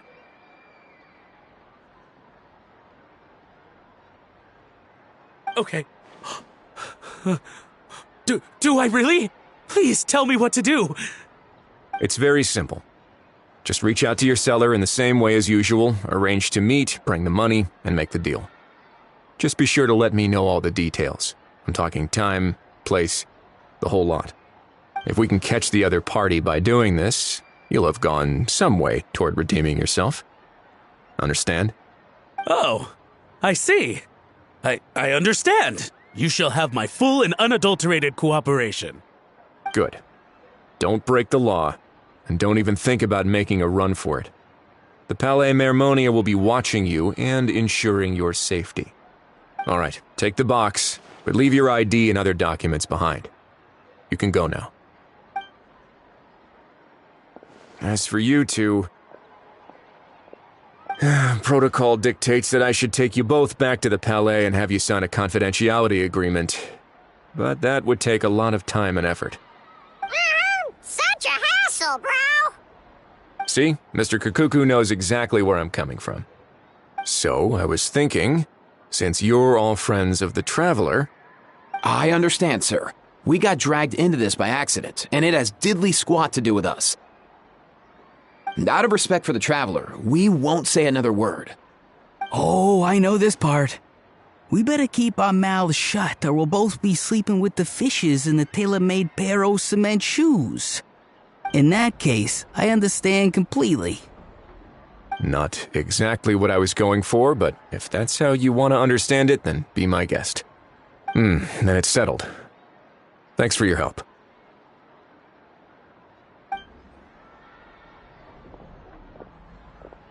Boy, am I glad that's over. That's enough work for one day. Time to head back.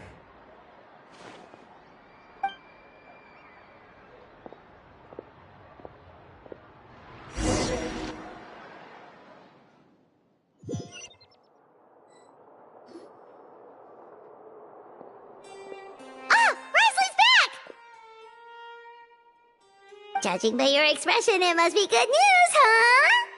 It went smoothly, on the whole.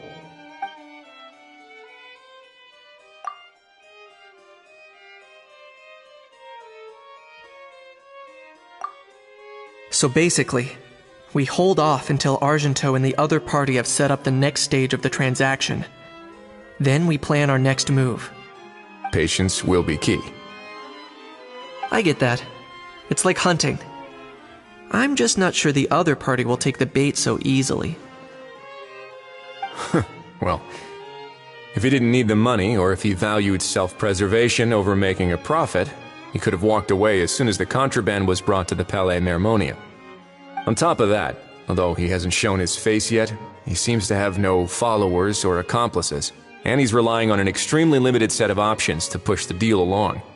So, if you ask me, he seems like someone who cares a lot about his image and has a somewhat high opinion of himself, but lacks any real ability. I almost get the feeling that if he misses out on this opportunity, he won't have any other way of making money. His every move is like a spin of the roulette wheel, hoping that the ball will land exactly where he wants it to.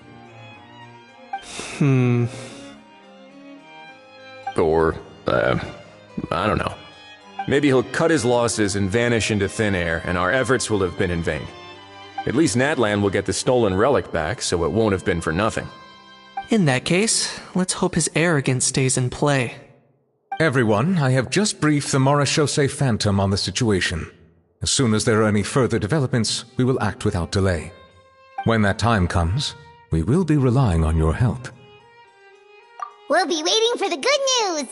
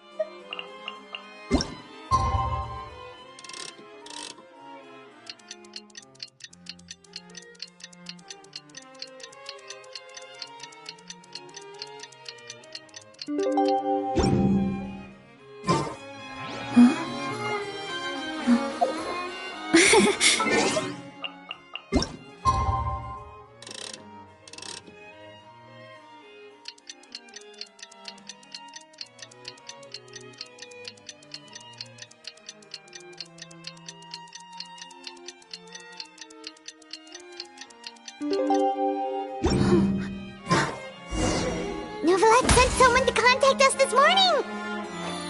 That must mean there's been some progress! No time to waste! Let's head out!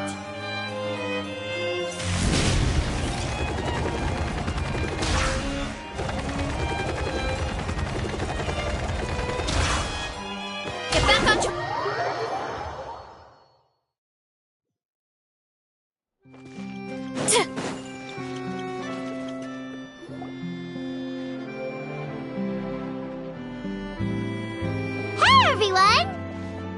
Late, are we?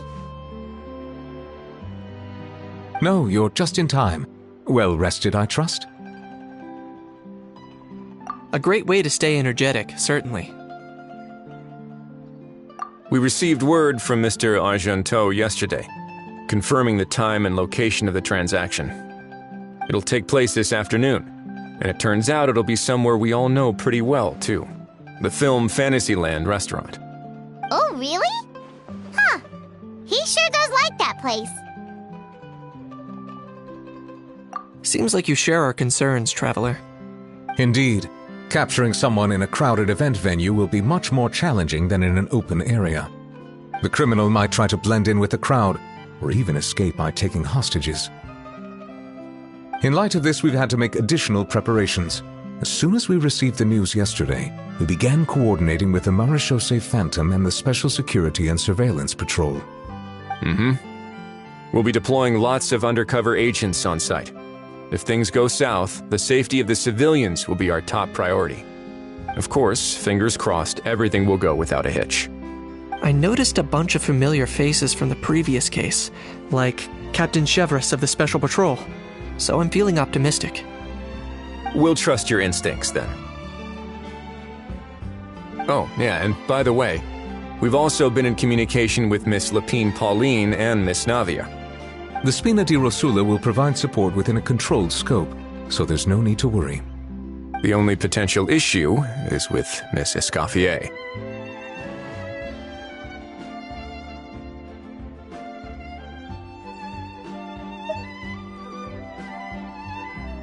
You know what? That might not be such a bad idea. Ahem. All right, no more jokes. Mrs. Gauthier has made it clear that she doesn't want her restaurant to suffer any losses as a result of this operation. But, well, I have a feeling things might not go quite as smoothly as she hopes. To be honest, we shouldn't have dragged you into this in the first place, and it's caused you quite enough trouble already. The Fontainian authorities should be able to handle the rest from here. But still, I'm guessing you'd like to see how it all turns out. Well then, feel free to head down to the scene, but just stay alert and play it by ear. You won't necessarily have to do anything. Unless things go pear-shaped, of course. I'll do my best to ensure that things don't escalate to that point. Of course. There are still a lot of unanswered questions, but our intel so far indicates that the culprit's from Natlan. Plus, I'm already a witness in this case. Might as well see this thing through to the end. That's the Kanichi we know and love!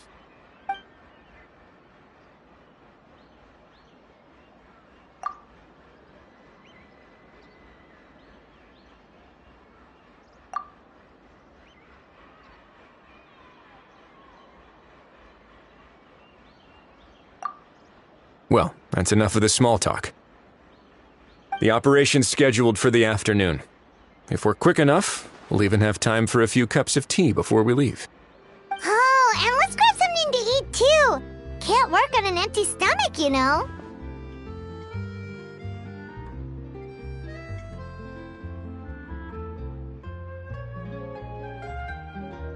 And rooting for you! It's a very important job. Alright, I'll head over to the venue now.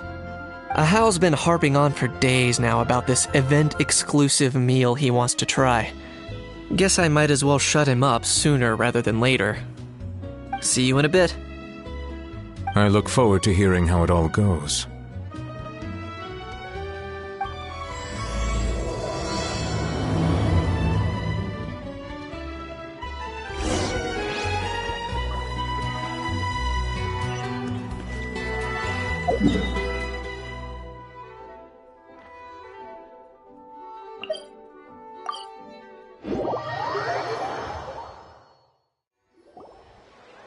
This beach seems to be getting livelier by the day.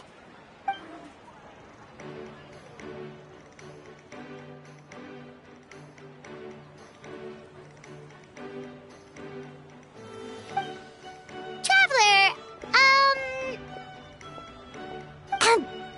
Paimon's getting kinda hungry. Let's go check out the restaurant menu, shall we?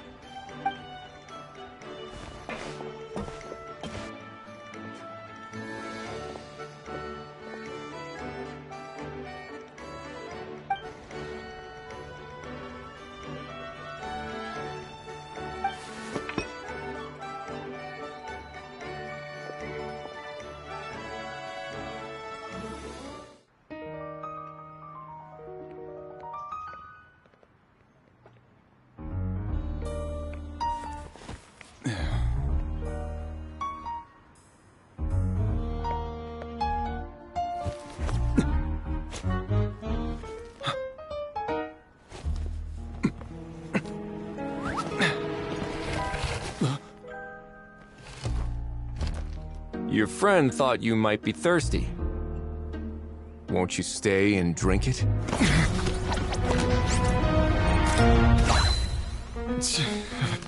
I tend to steer clear of drinks left out in the open.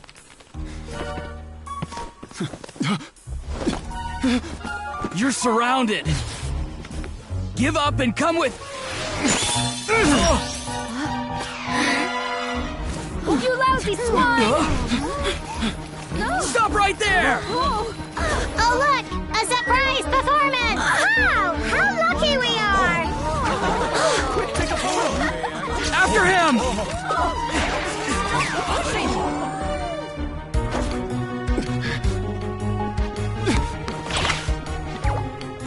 Sorry, my guy. Unlicensed and illegally docked. This boat's not going anywhere.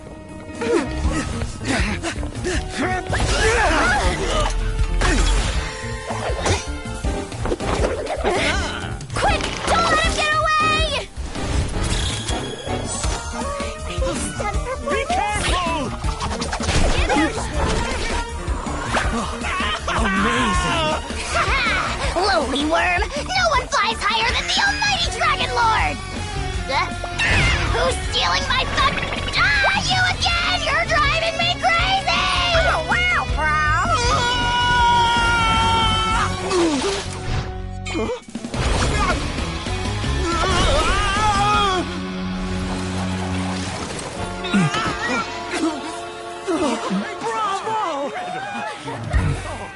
All right, that's a wrap.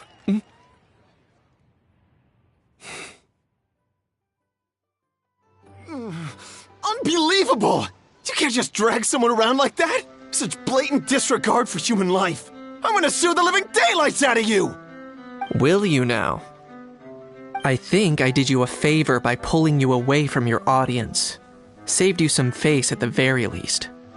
As for whether you were facing up or down along the way, well, that was your decision, wasn't it? Why, you...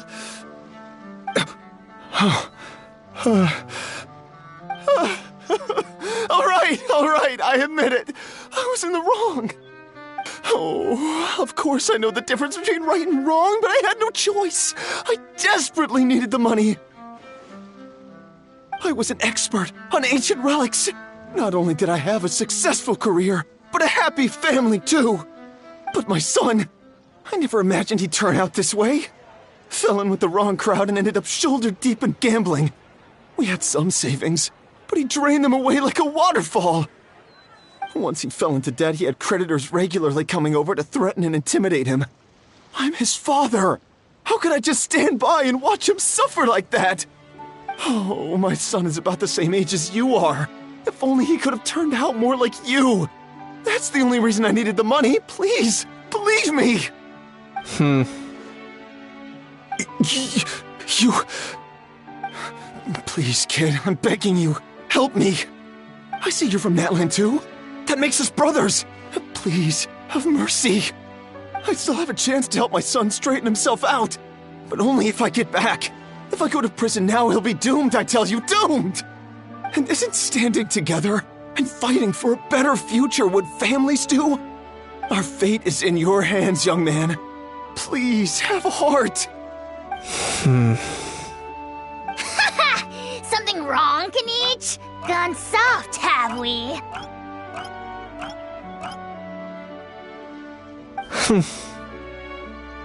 I don't believe a word you say. Wriothesley had you just about figured out. You're a gambler. Pure and simple. A gambler? Me? Nonsense! I told you, it's my son! First of all, are you really from Natland? You've been keeping tabs on the gun's whereabouts this whole time. You should have recognized at least one familiar face by now. On top of that, the way you threatened to sue me? Spoken like a true Fontanian, if you ask me. Huh? What kind of logic is that? I can't explain. I actually grew up in...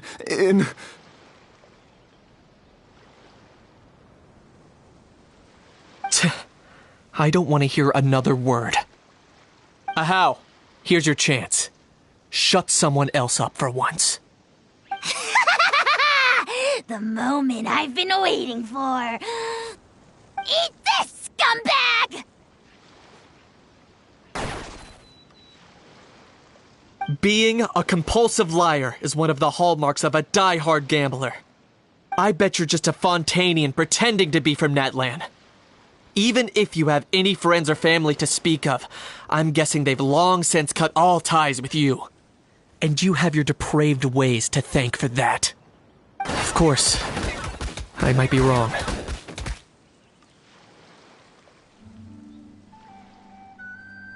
But does that matter? I'm just here to arrest you. If you're looking for an advocate or a shoulder to cry on, you're out of luck. Besides, prying the truth out of you is exactly what your beloved courts are for. Isn't that right?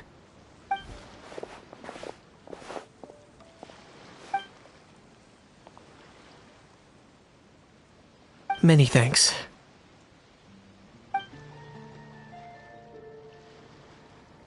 And me? What about me? So rude. You should be bowing down in gratitude to the almighty Dragon Lord.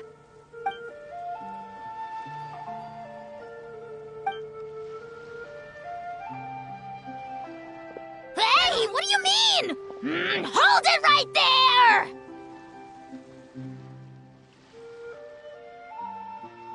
Don't worry. I'm fine. I wasn't the one who just got dragged all the way here. Little Kaniche, thinking back to when you were just an itty-bitty boy, Kaniche, aren't ya? Aw, don't start crying like a little baby. I am the Almighty Dragon Lord! No servant of mine will be seen acting so weak and pathetic in public!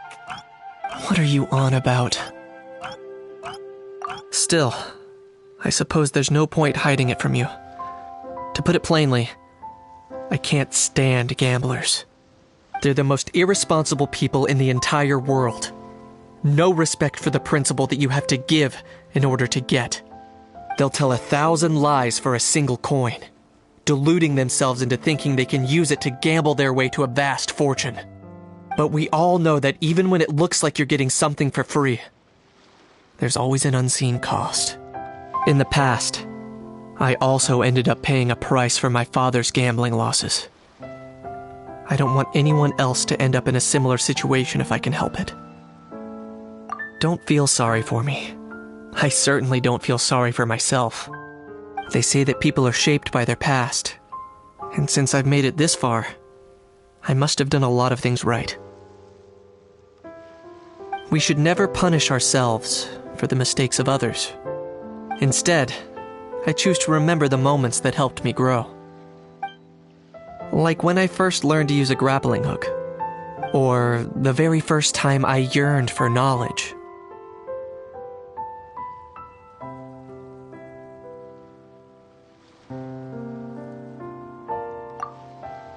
Yeah, I believe you.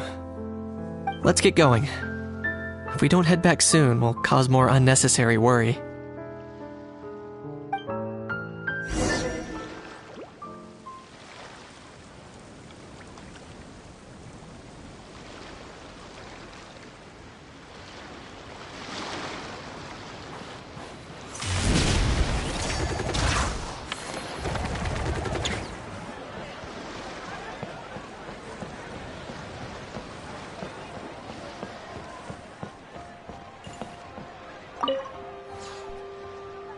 Traveler, Kaniche, you're back! We just saw Chevro's taking the criminal away! She looked pretty pleased with herself.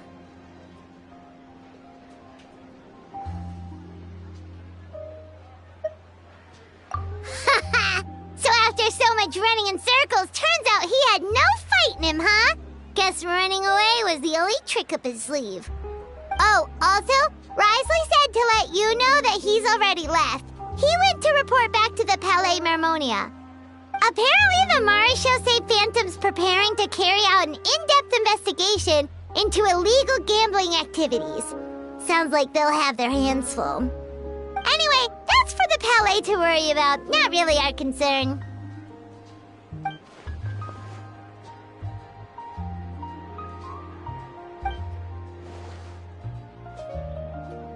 Hey, it's not like you to give up so easily, Charlotte.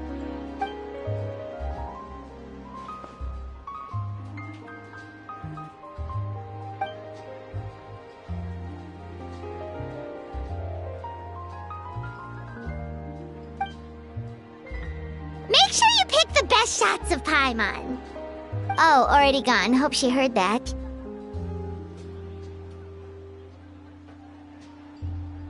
Yeah, you're right. But what took you all so long to get here? Did something happen?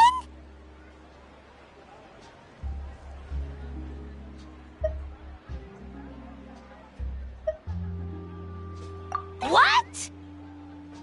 Rumors and slander! When have I, the almighty Dragon Lord, Kahulahau, ever sunk to such sniveling? Often, actually.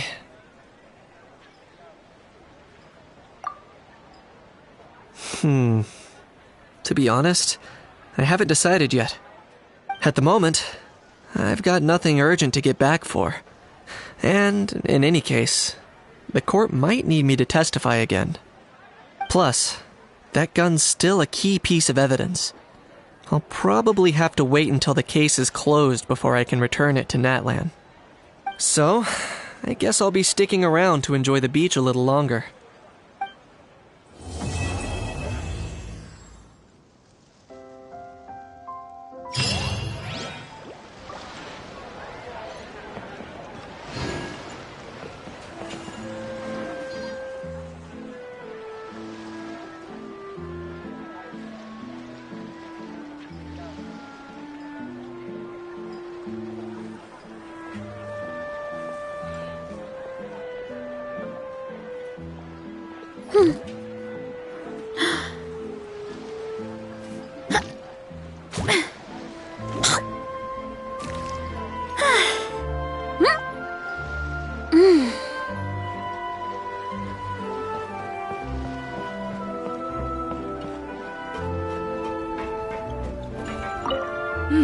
That unique aroma. I wonder how you'll inspire my cooking this time. Alright then, I'll just go with the flow. It's about time for a fresh new flavor.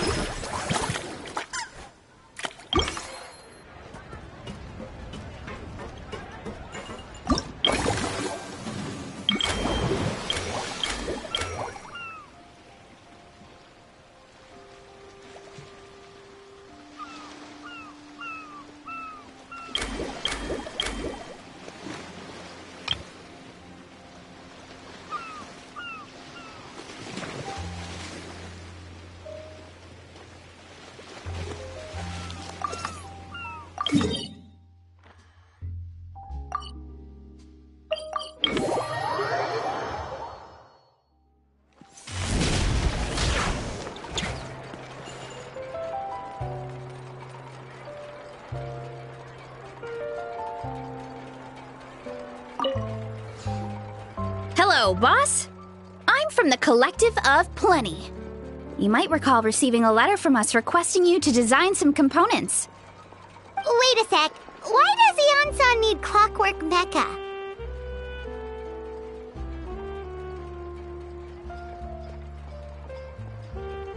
Nothing like that. Our coach just wants to fine-tune her gym equipment so people can target different muscle groups more easily. She mentioned something about a rowing machine to focus on back muscles, as well as a pec deck, and a leg press machine. The parts that connect the ropes and weight plates wear out easily, but they need to be strong. So Coach Yan-san thought she'd give Fontainian Clockwork Mecha a try. It all sounds so technical. When did fitness turn into some kind of complex engineering problem? To be honest, I don't really get all the details either. But if it works out, I'll be sure to train according to her revised method. And if it doesn't, we can always stick to the good old methods. If you're interested, I can show you a few beginner exercises the next time you drop by our tribe. You'll be able to smash the records without even breaking a sweat. I know it.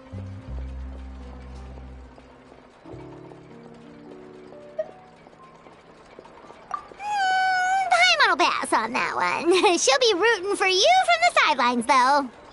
You can always try the equipment we keep for little Saurians, Paimon. As long as you start out with the super light weights, you'll be fine.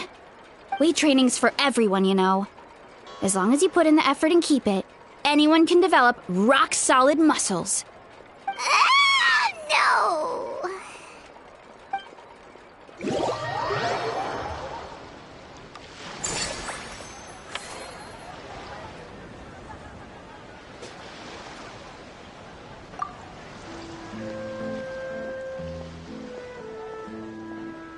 My parents always say, no matter...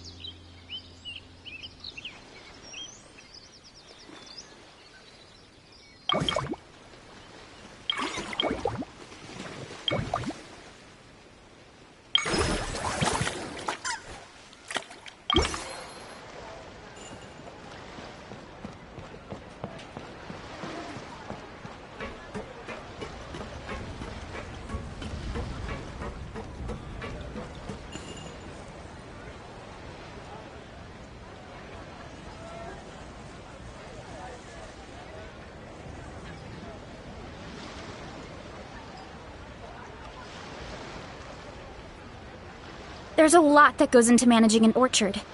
Watering, weeding, fertilizing the soil, making sure the temperature is right. But most importantly, you have to keep the fruit in a good mood.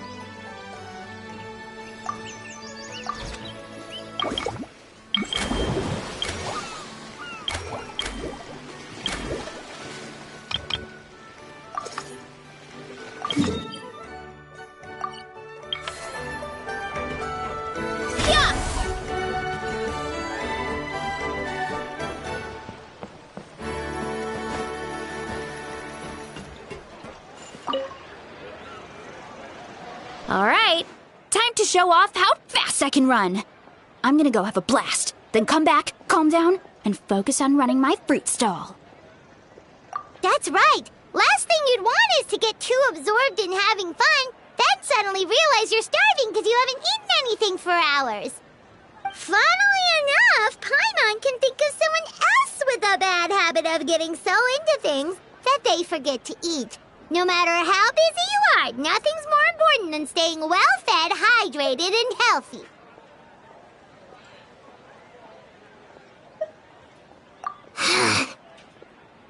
No need to worry about me, guys. I do a lot of long-distance running, so I always make sure to bring some food and water with me. This time is no exception.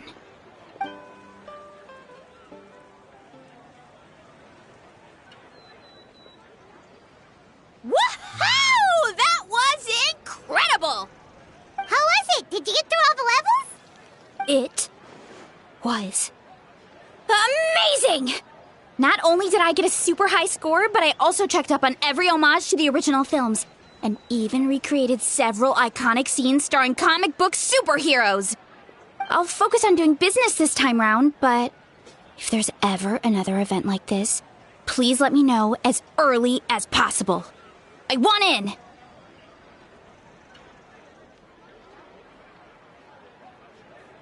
Yep. You know what?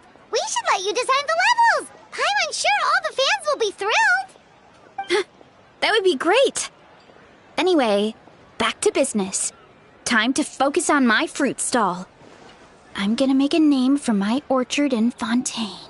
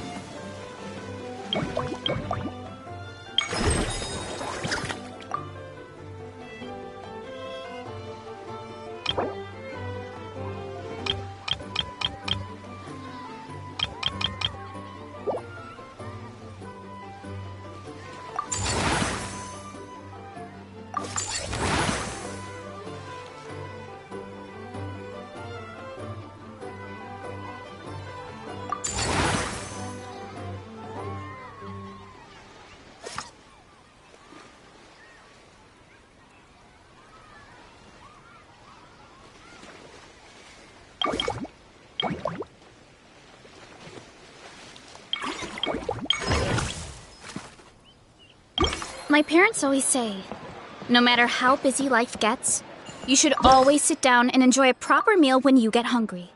What I like to do?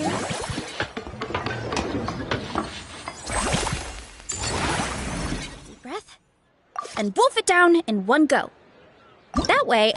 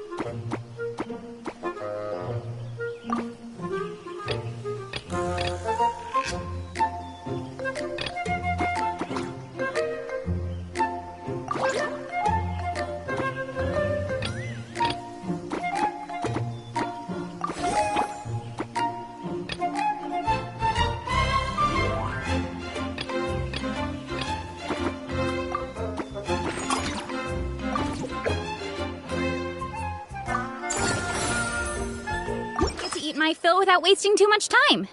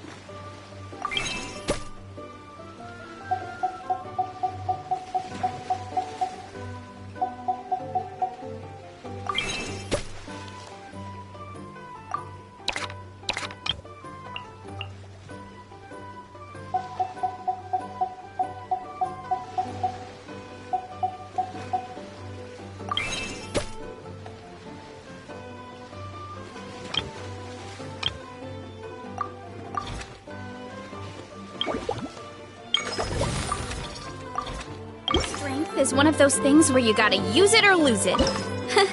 So, wanna train with me sometime?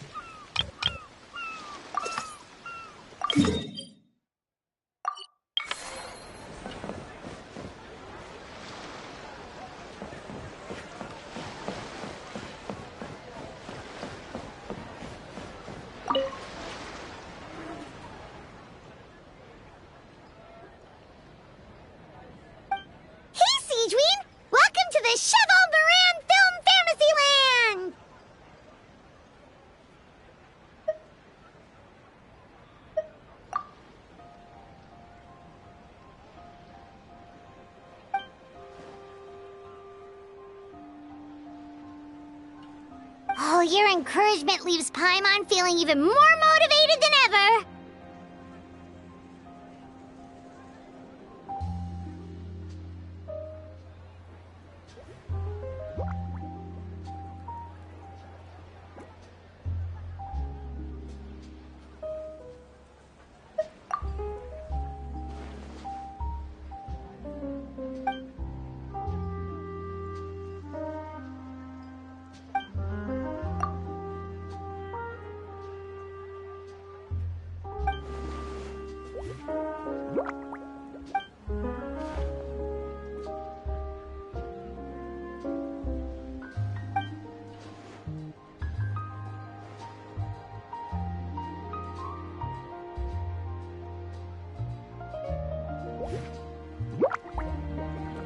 But now they've got films to watch.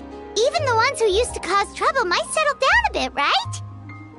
We have our very own animal-themed area, by the way. We call it Mellow Manor. Customers are calling it the most relaxing place in the park.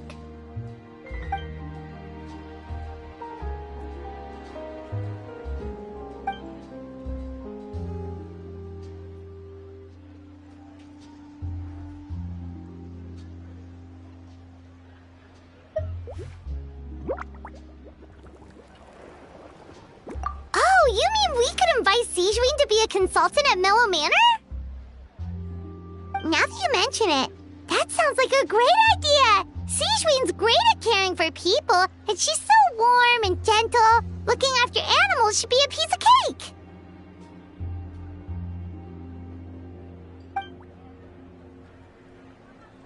Yeah, like someone who gives advice and tells the park staff how to do their jobs better. The workload won't be too heavy, but it's important work. Besides, you'll mostly be playing with the animals.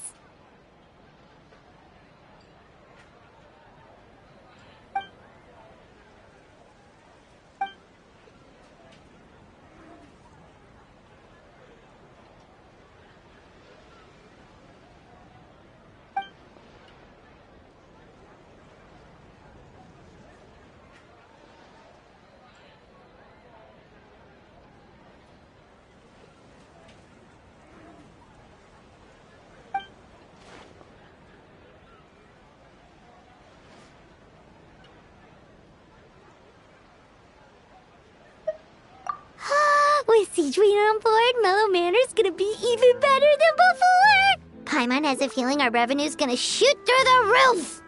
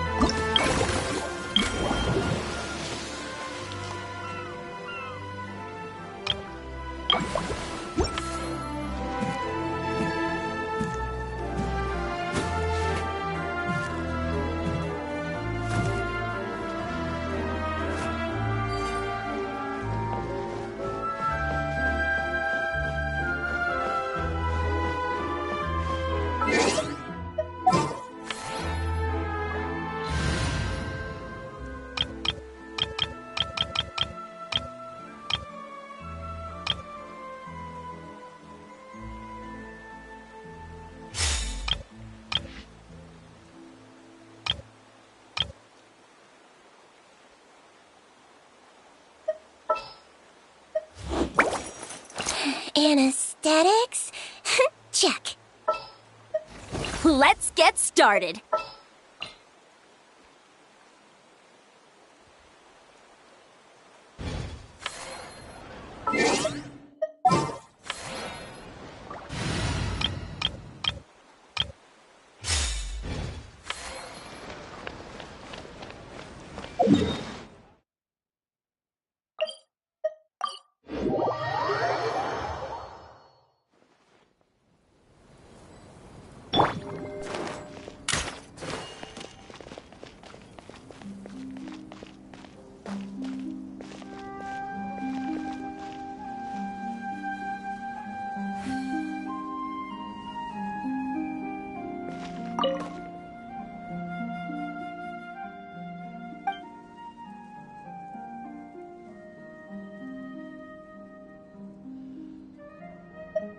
Forget health issues. Paimon wouldn't be surprised if she could actually chat with the animals once she's done reading. Oh, wait, head nurse, please don't go. Phew, boy, am I glad I caught up with you.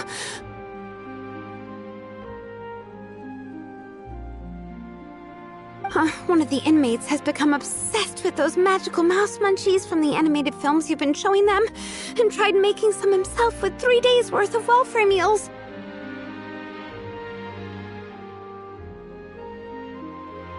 He ended up giving himself food poisoning, with symptoms we've never even seen before.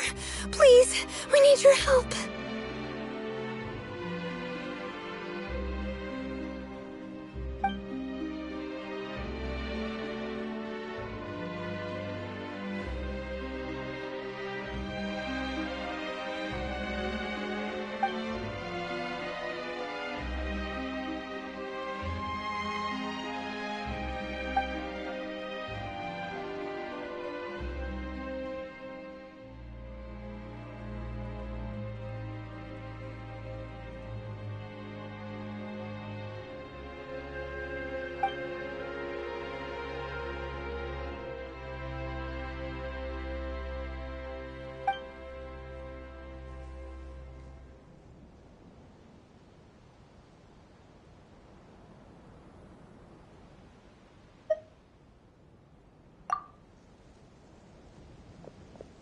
Sijui sure has it tough. Not only does she have to worry about taking care of her patients, she also has to clean up after those troublemakers.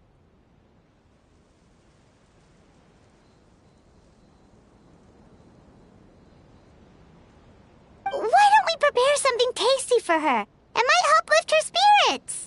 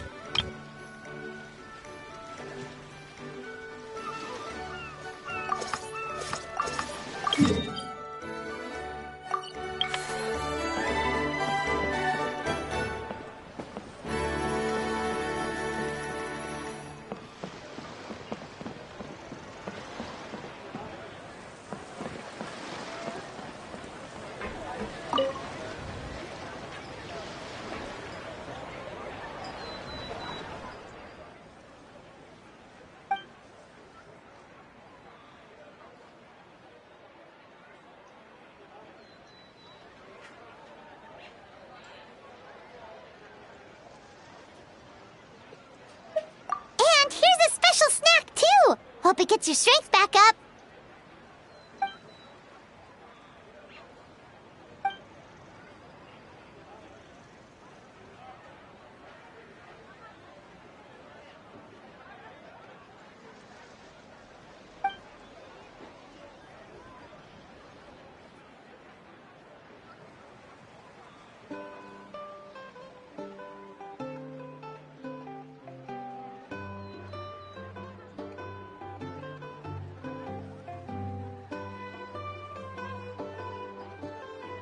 Is it because they aren't paying any attention when they're watching?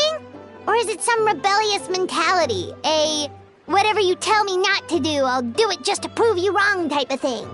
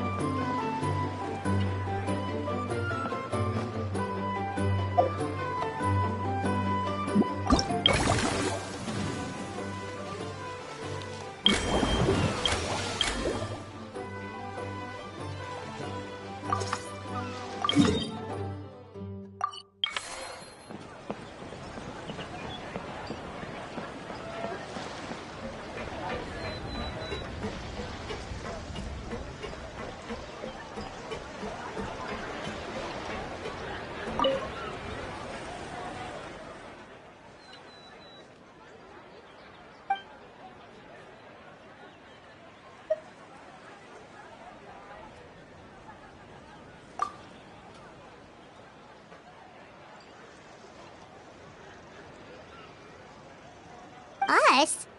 Wait, but Paimon hasn't seen Linny anywhere!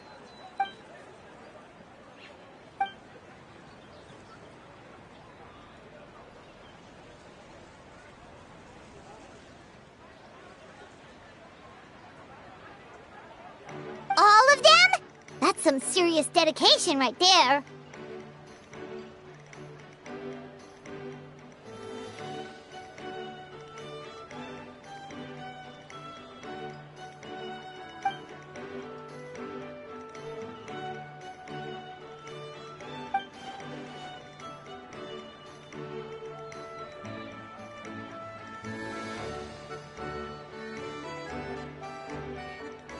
Paimon had no idea Linny was so into horror films.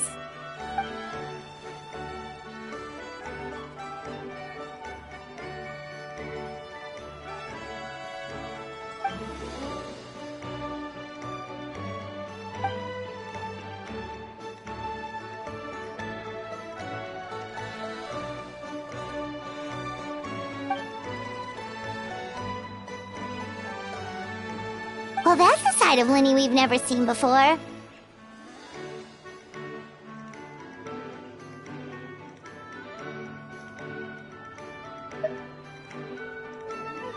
Don't even think about roping Paimon into this!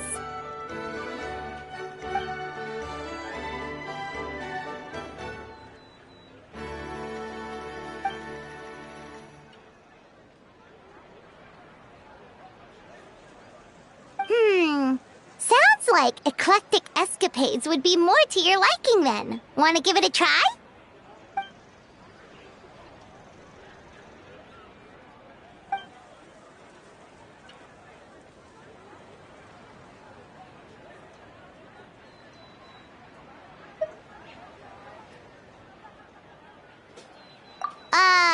Is that really that entertaining?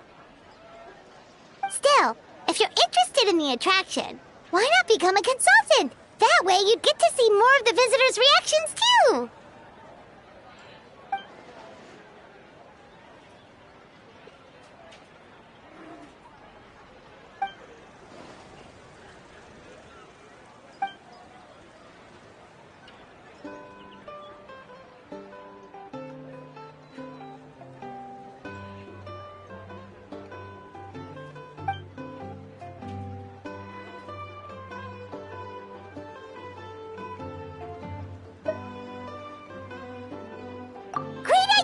If we can get Linny on board, the Cheval Moran Film Fantasyland will be even more popular than it already is!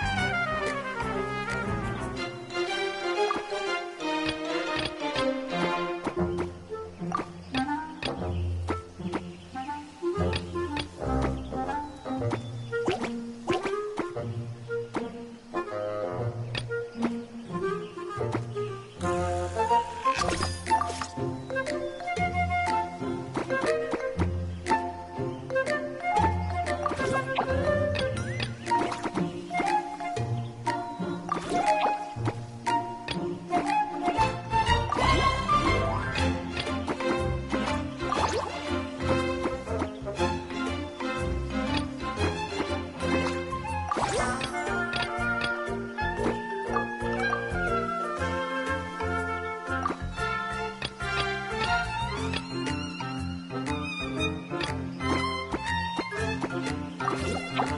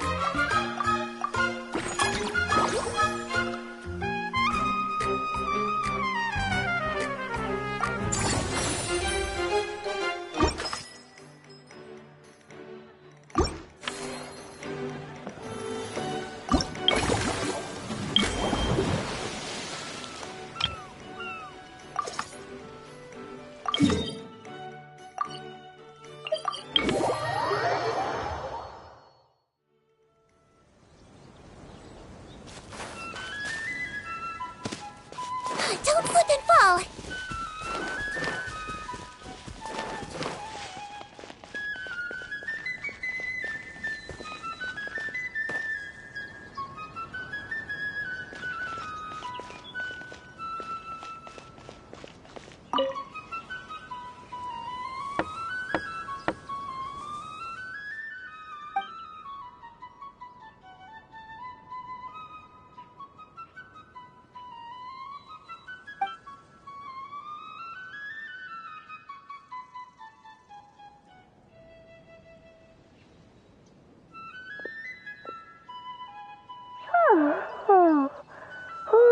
Delighted to hear that you've been enjoying yourself, but I need to concentrate on this film for now. Those animal assistants will have to wait. I just need a little more sleep.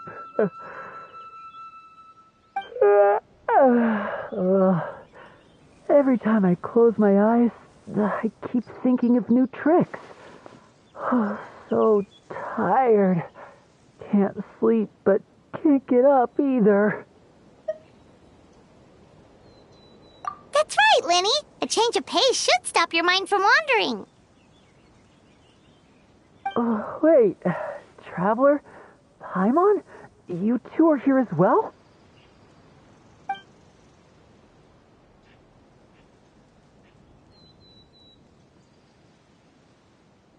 In that case, count me in. Not just for my own sake, of course, but to support my friends. Just give me a moment to freshen up.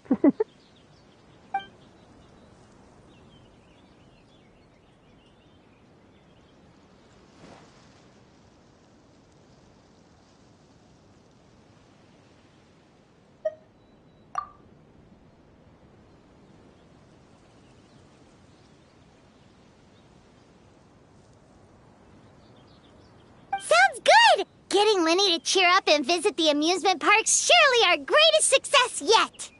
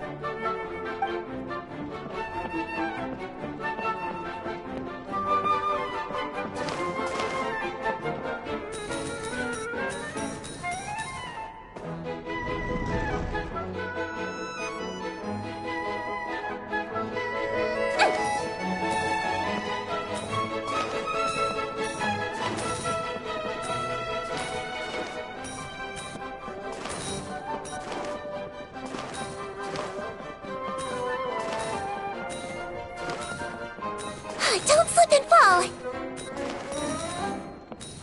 Whew.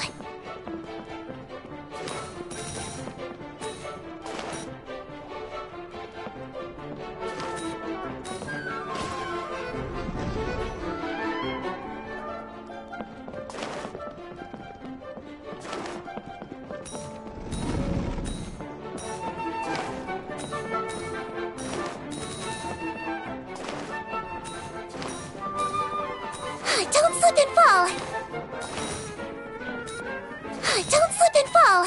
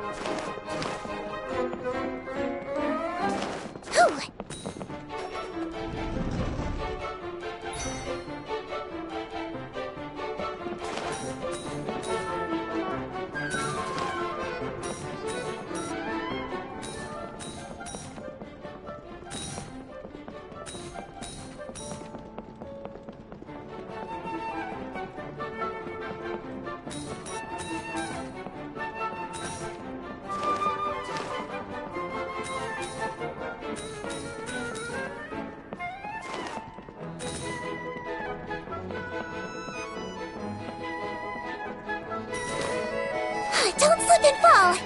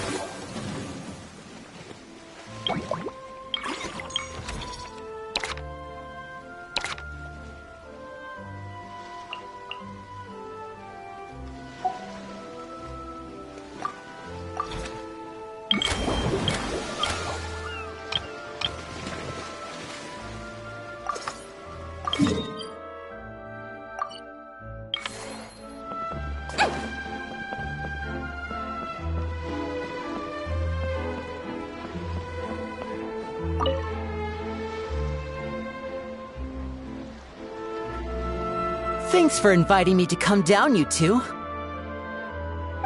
I must say, I feel like a new man after visiting the park and seeing all those adorable animals.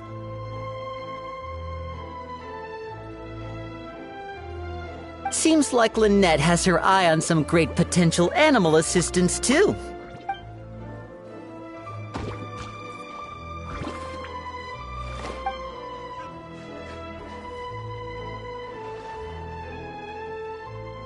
Oh, and did you see those weird mushrooms?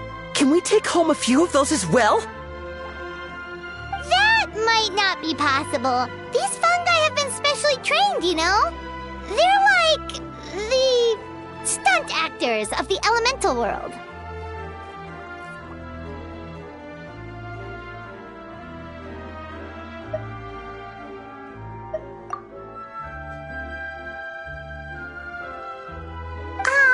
Are you sure about that? Paimon's pretty sure we've never seen a cat anywhere near as big and as soft as a fungus.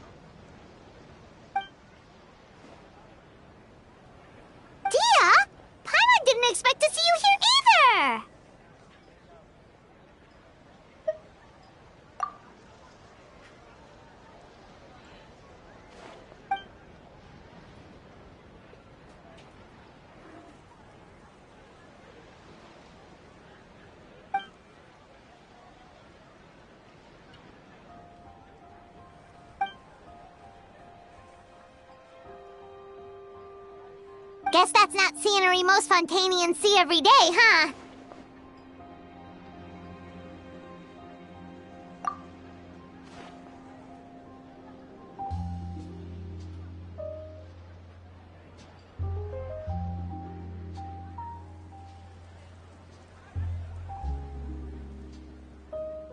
Wait, aren't fight scenes supposed to be as realistic as possible? Surely the more punches that land, the better.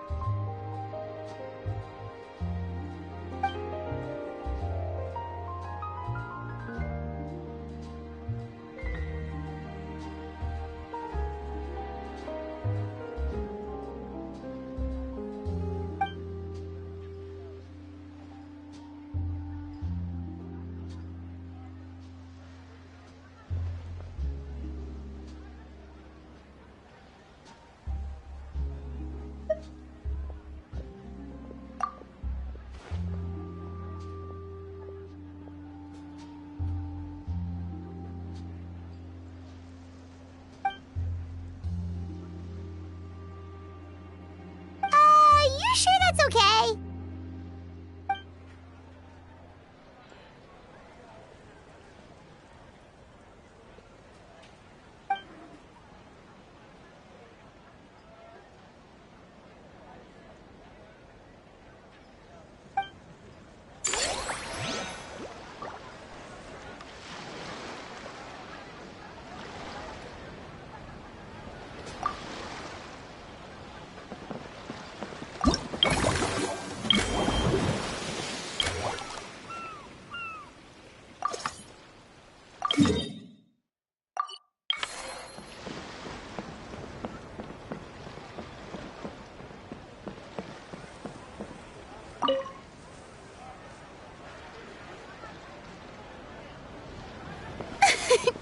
Why, hello there, traveler. Paimon. I sensed your enthusiasm from a mile off. You were so bright, I could have taken you for an opera singer in full falsetto. Farina, you're finally here!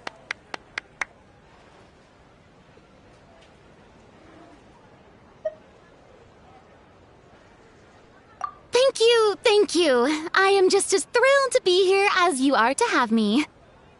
More seriously, I'm not the star this time. That's you two, alongside all the creators sharing their passion for film with the world. Honestly, when I was first asked to approve the plans, I thought this would just be a small event. I never imagined that the Cheval Moran Film Fantasyland would expand to this scale so quickly. Yeah, thinking back to when we first arrived, it really has all come together in no time. At this rate, who knows? Someday it could become as iconic as the Fontanalia Film Festival itself. And we have the two of you to credit for much of that. I've suggested to several renowned directors that we award you the title Pioneers of the Film Industry. In contrast to the Farina Award, which is more of a public honor, this title is a mark of true recognition from within the industry itself, a reflection of both outstanding achievement and hard work.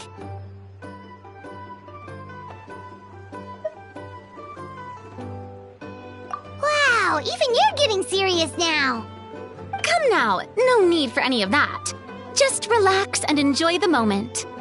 Speaking of which, I've actually been preparing a little survey. How about we randomly select some visitors to give us feedback about the park?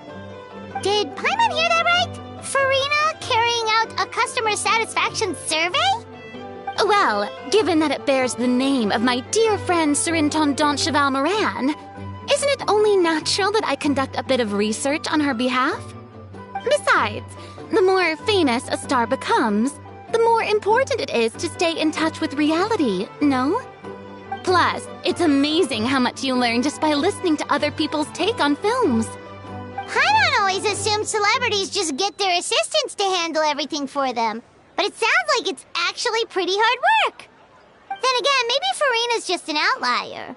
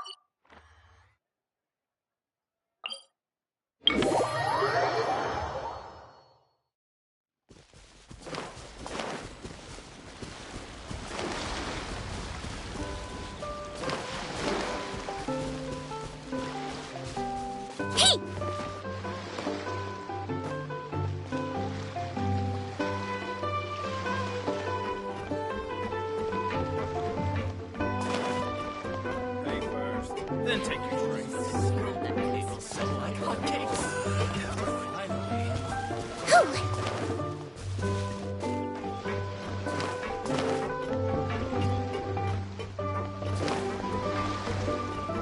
Don't slip and fall.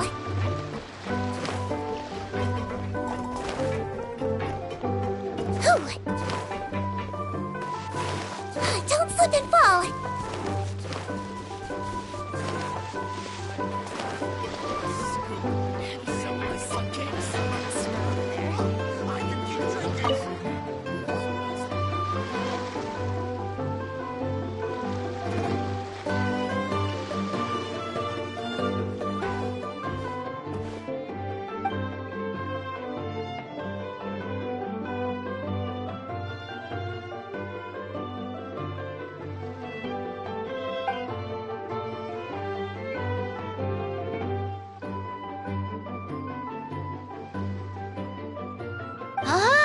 They both sound delicious.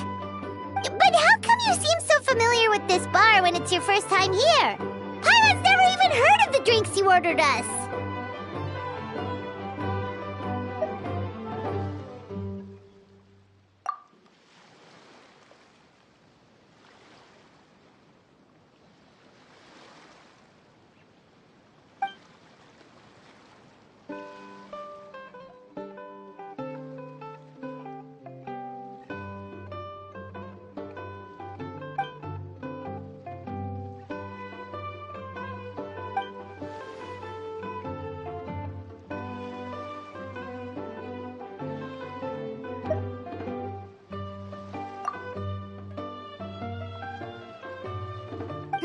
Man, where do we begin? Literally everything that's happened has been pretty incredible, if you think about it.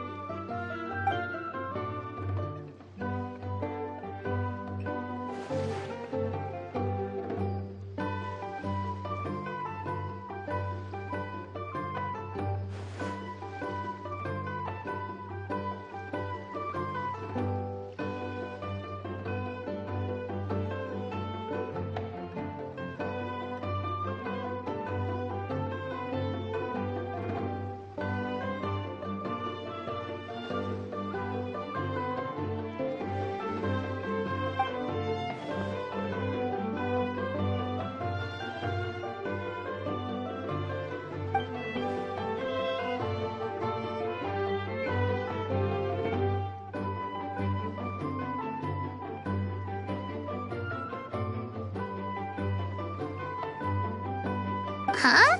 So we could become mercs too?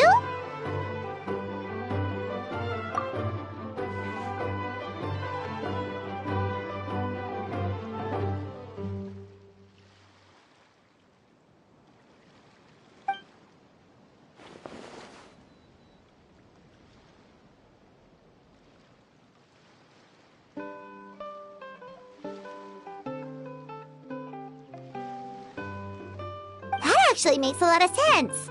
When you think about it, it's not all that different from adventure commissions.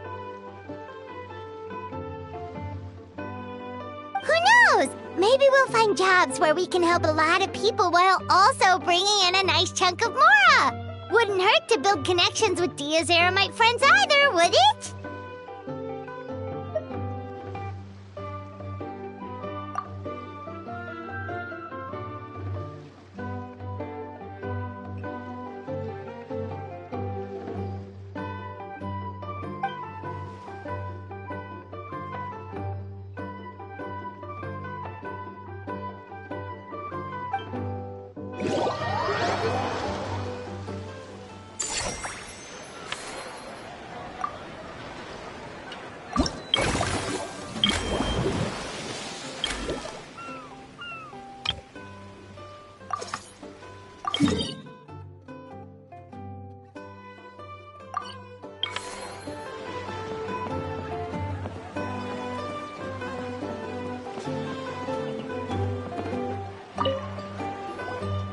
There we are, all set to go. Now, let's take a stroll nearby and randomly pick out some visitors to ask a few key questions.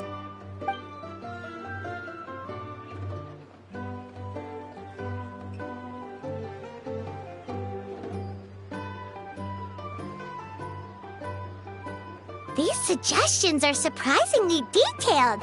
Choosing film prototypes, recreating the scene cutting process, budget management for costumes, makeup, and set design? Oh, Paimon's head is spinning. Why is everyone so professional? Also, nearly every single person we spoke to said they wanted to see Lady Farina perform. Your popularity is off the charts! To tell you the truth, I've no plans to perform this time around. Any star worth their salt knows their role. When I take center stage, all the spotlights are on me, and rightly so. But as a guest, I should step back and let others shine. So instead of performing myself, I'd prefer to support you from behind the scenes. Perhaps as a consultant for one of your attractions, for instance?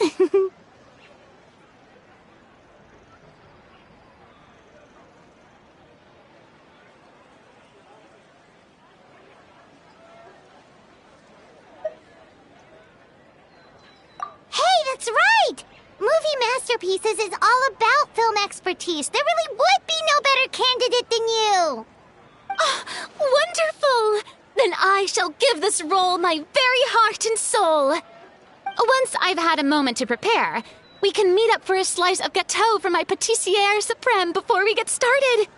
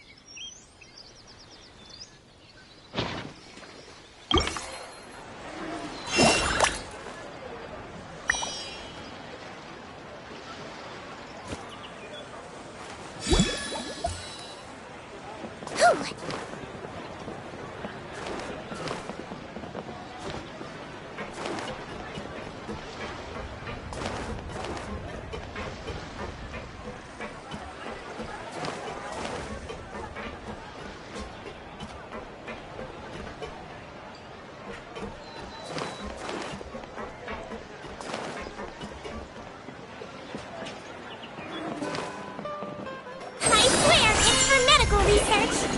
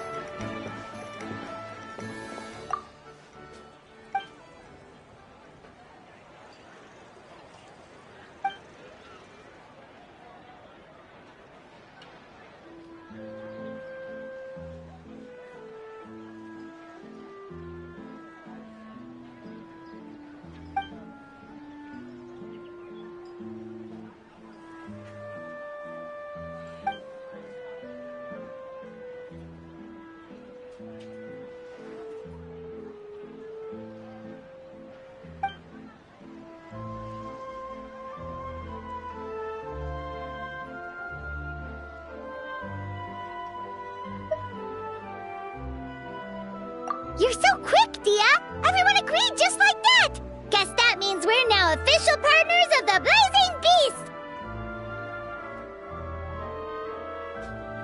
Hooah! Watch out, world! There's a couple of new mercs on the scene! Maybe Paimon should give herself a proper mercenary name.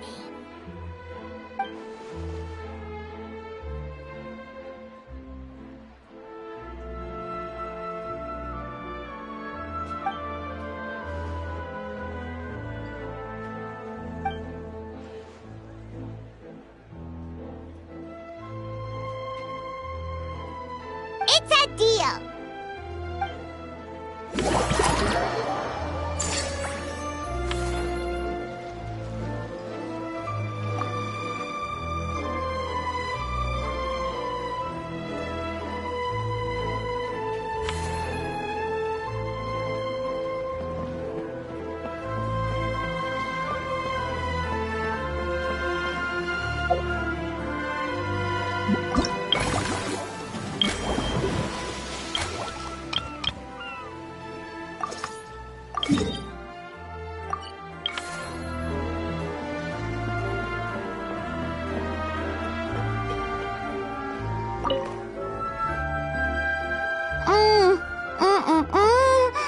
Simply exquisite.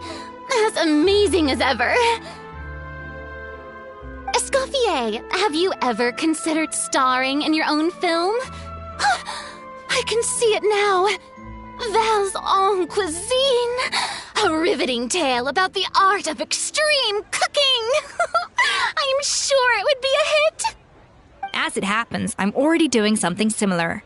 A brand consultant has been filming my training sessions with students and incorporating them into films about Fontainian cuisine. Oh, no.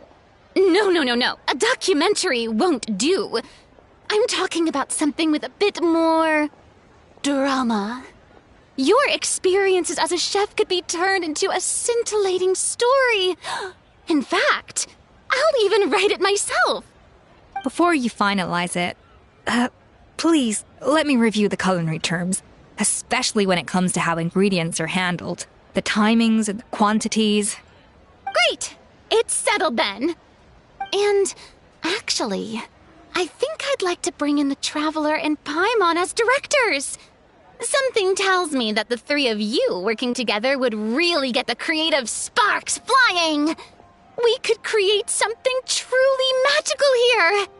No problem. That said, now that we've been granted Director Farina's approval, we'll really have to step up our game.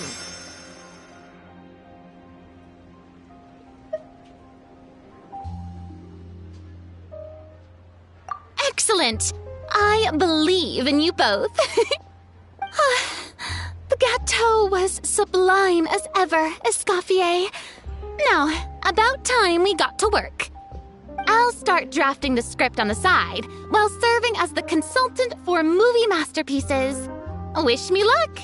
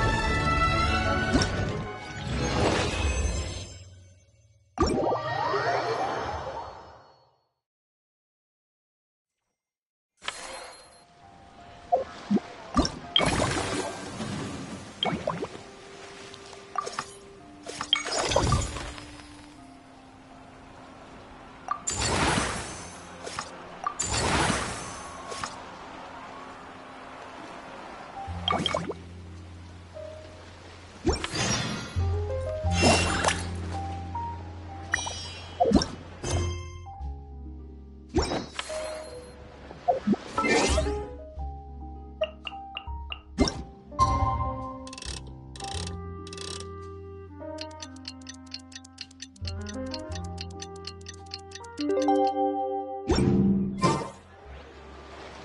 that things have reached this point, we should add a pinch of salt. A dash of pepper, actually. Brilliant.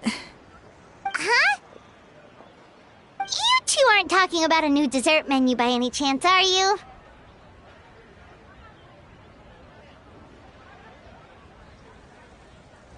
Not desserts. Oh, we're talking about the script. Oh, my dear partner, photographer, rookie director. Our creativity must keep up with the overflowing enthusiasm of our fans. There's no room for dull scripts on my stage. Plot twists should strike the audience like a cloud of pepper, leaving them sneezing in surprise. Achoo! The same logic applies in catering. I once heard Miss Emily mention that pepper could be used in perfumes. Perhaps I could find a way to make it work in desserts too. A peppery kick to complement the delicate sweetness of cream, perhaps. Wow, the two of them seem to be working together so well. I'm struggling to imagine what a pepper cake would taste like, though. Well, well, what do we have here? Escoffier's making a new cake? Oh, how exciting! When it's ready, do let me know. I'd love to try it. Is it just Paimon, or does it seem like everyone's even more enthusiastic now that they've finished their work? Why shouldn't they be? When your hard work pays off, that's when you should celebrate. It's like a batch of fresh macarons. You should never let fear of sweetness stop you from adding all the filling you please. After all, if there's ever a time to pile on the sugar, it's when you're making macarons. Pile on the sugar! Pile on the sugar!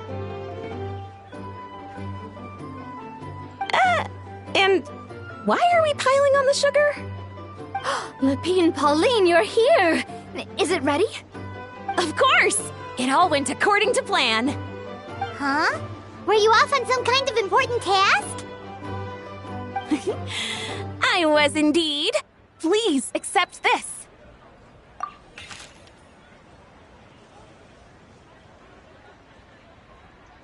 Oh, wow! It's a panoramic view of the amusement park with everyone's illustrations on it! Since the film Fantasyland has been such a success, we decided to create a unique souvenir to remember it by. We built this park together brick by brick, so we decided we'd all contribute to drawing this map together too. To be fair, it was mostly thanks to Miss Lapine Pauline. She's our expert when it comes to drawing after all. But we all did our best to leave our own marks too. That's right! And on top of that, Traveler, I'm offering you a most special privilege. You get to add a mustache to my portrait!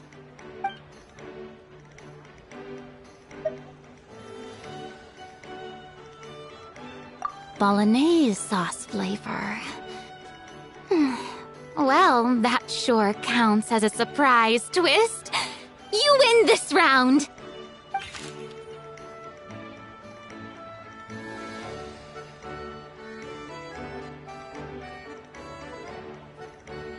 All right then!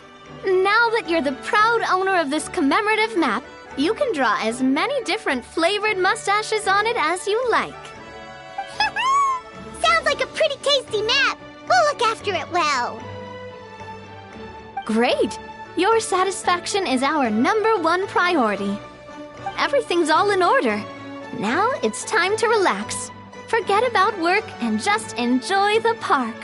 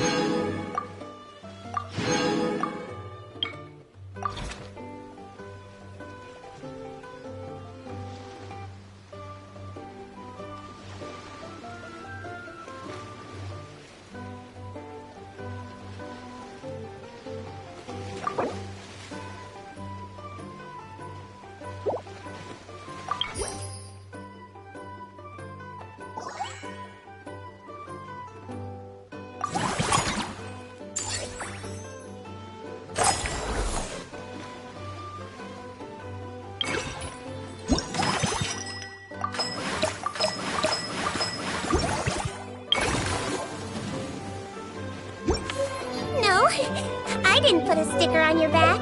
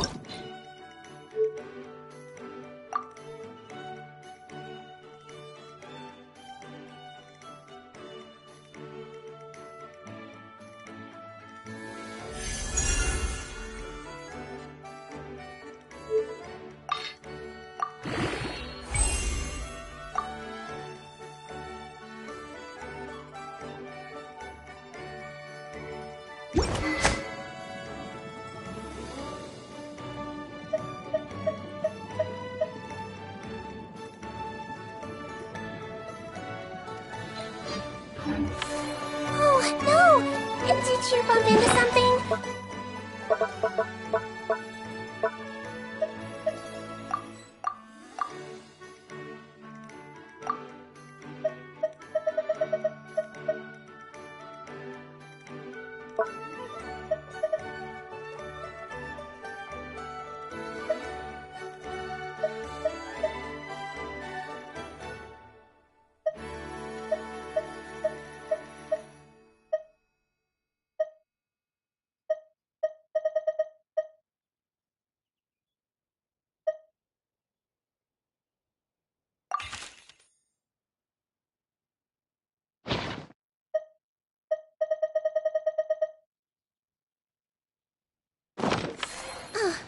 Well, if it hurts, just let me know.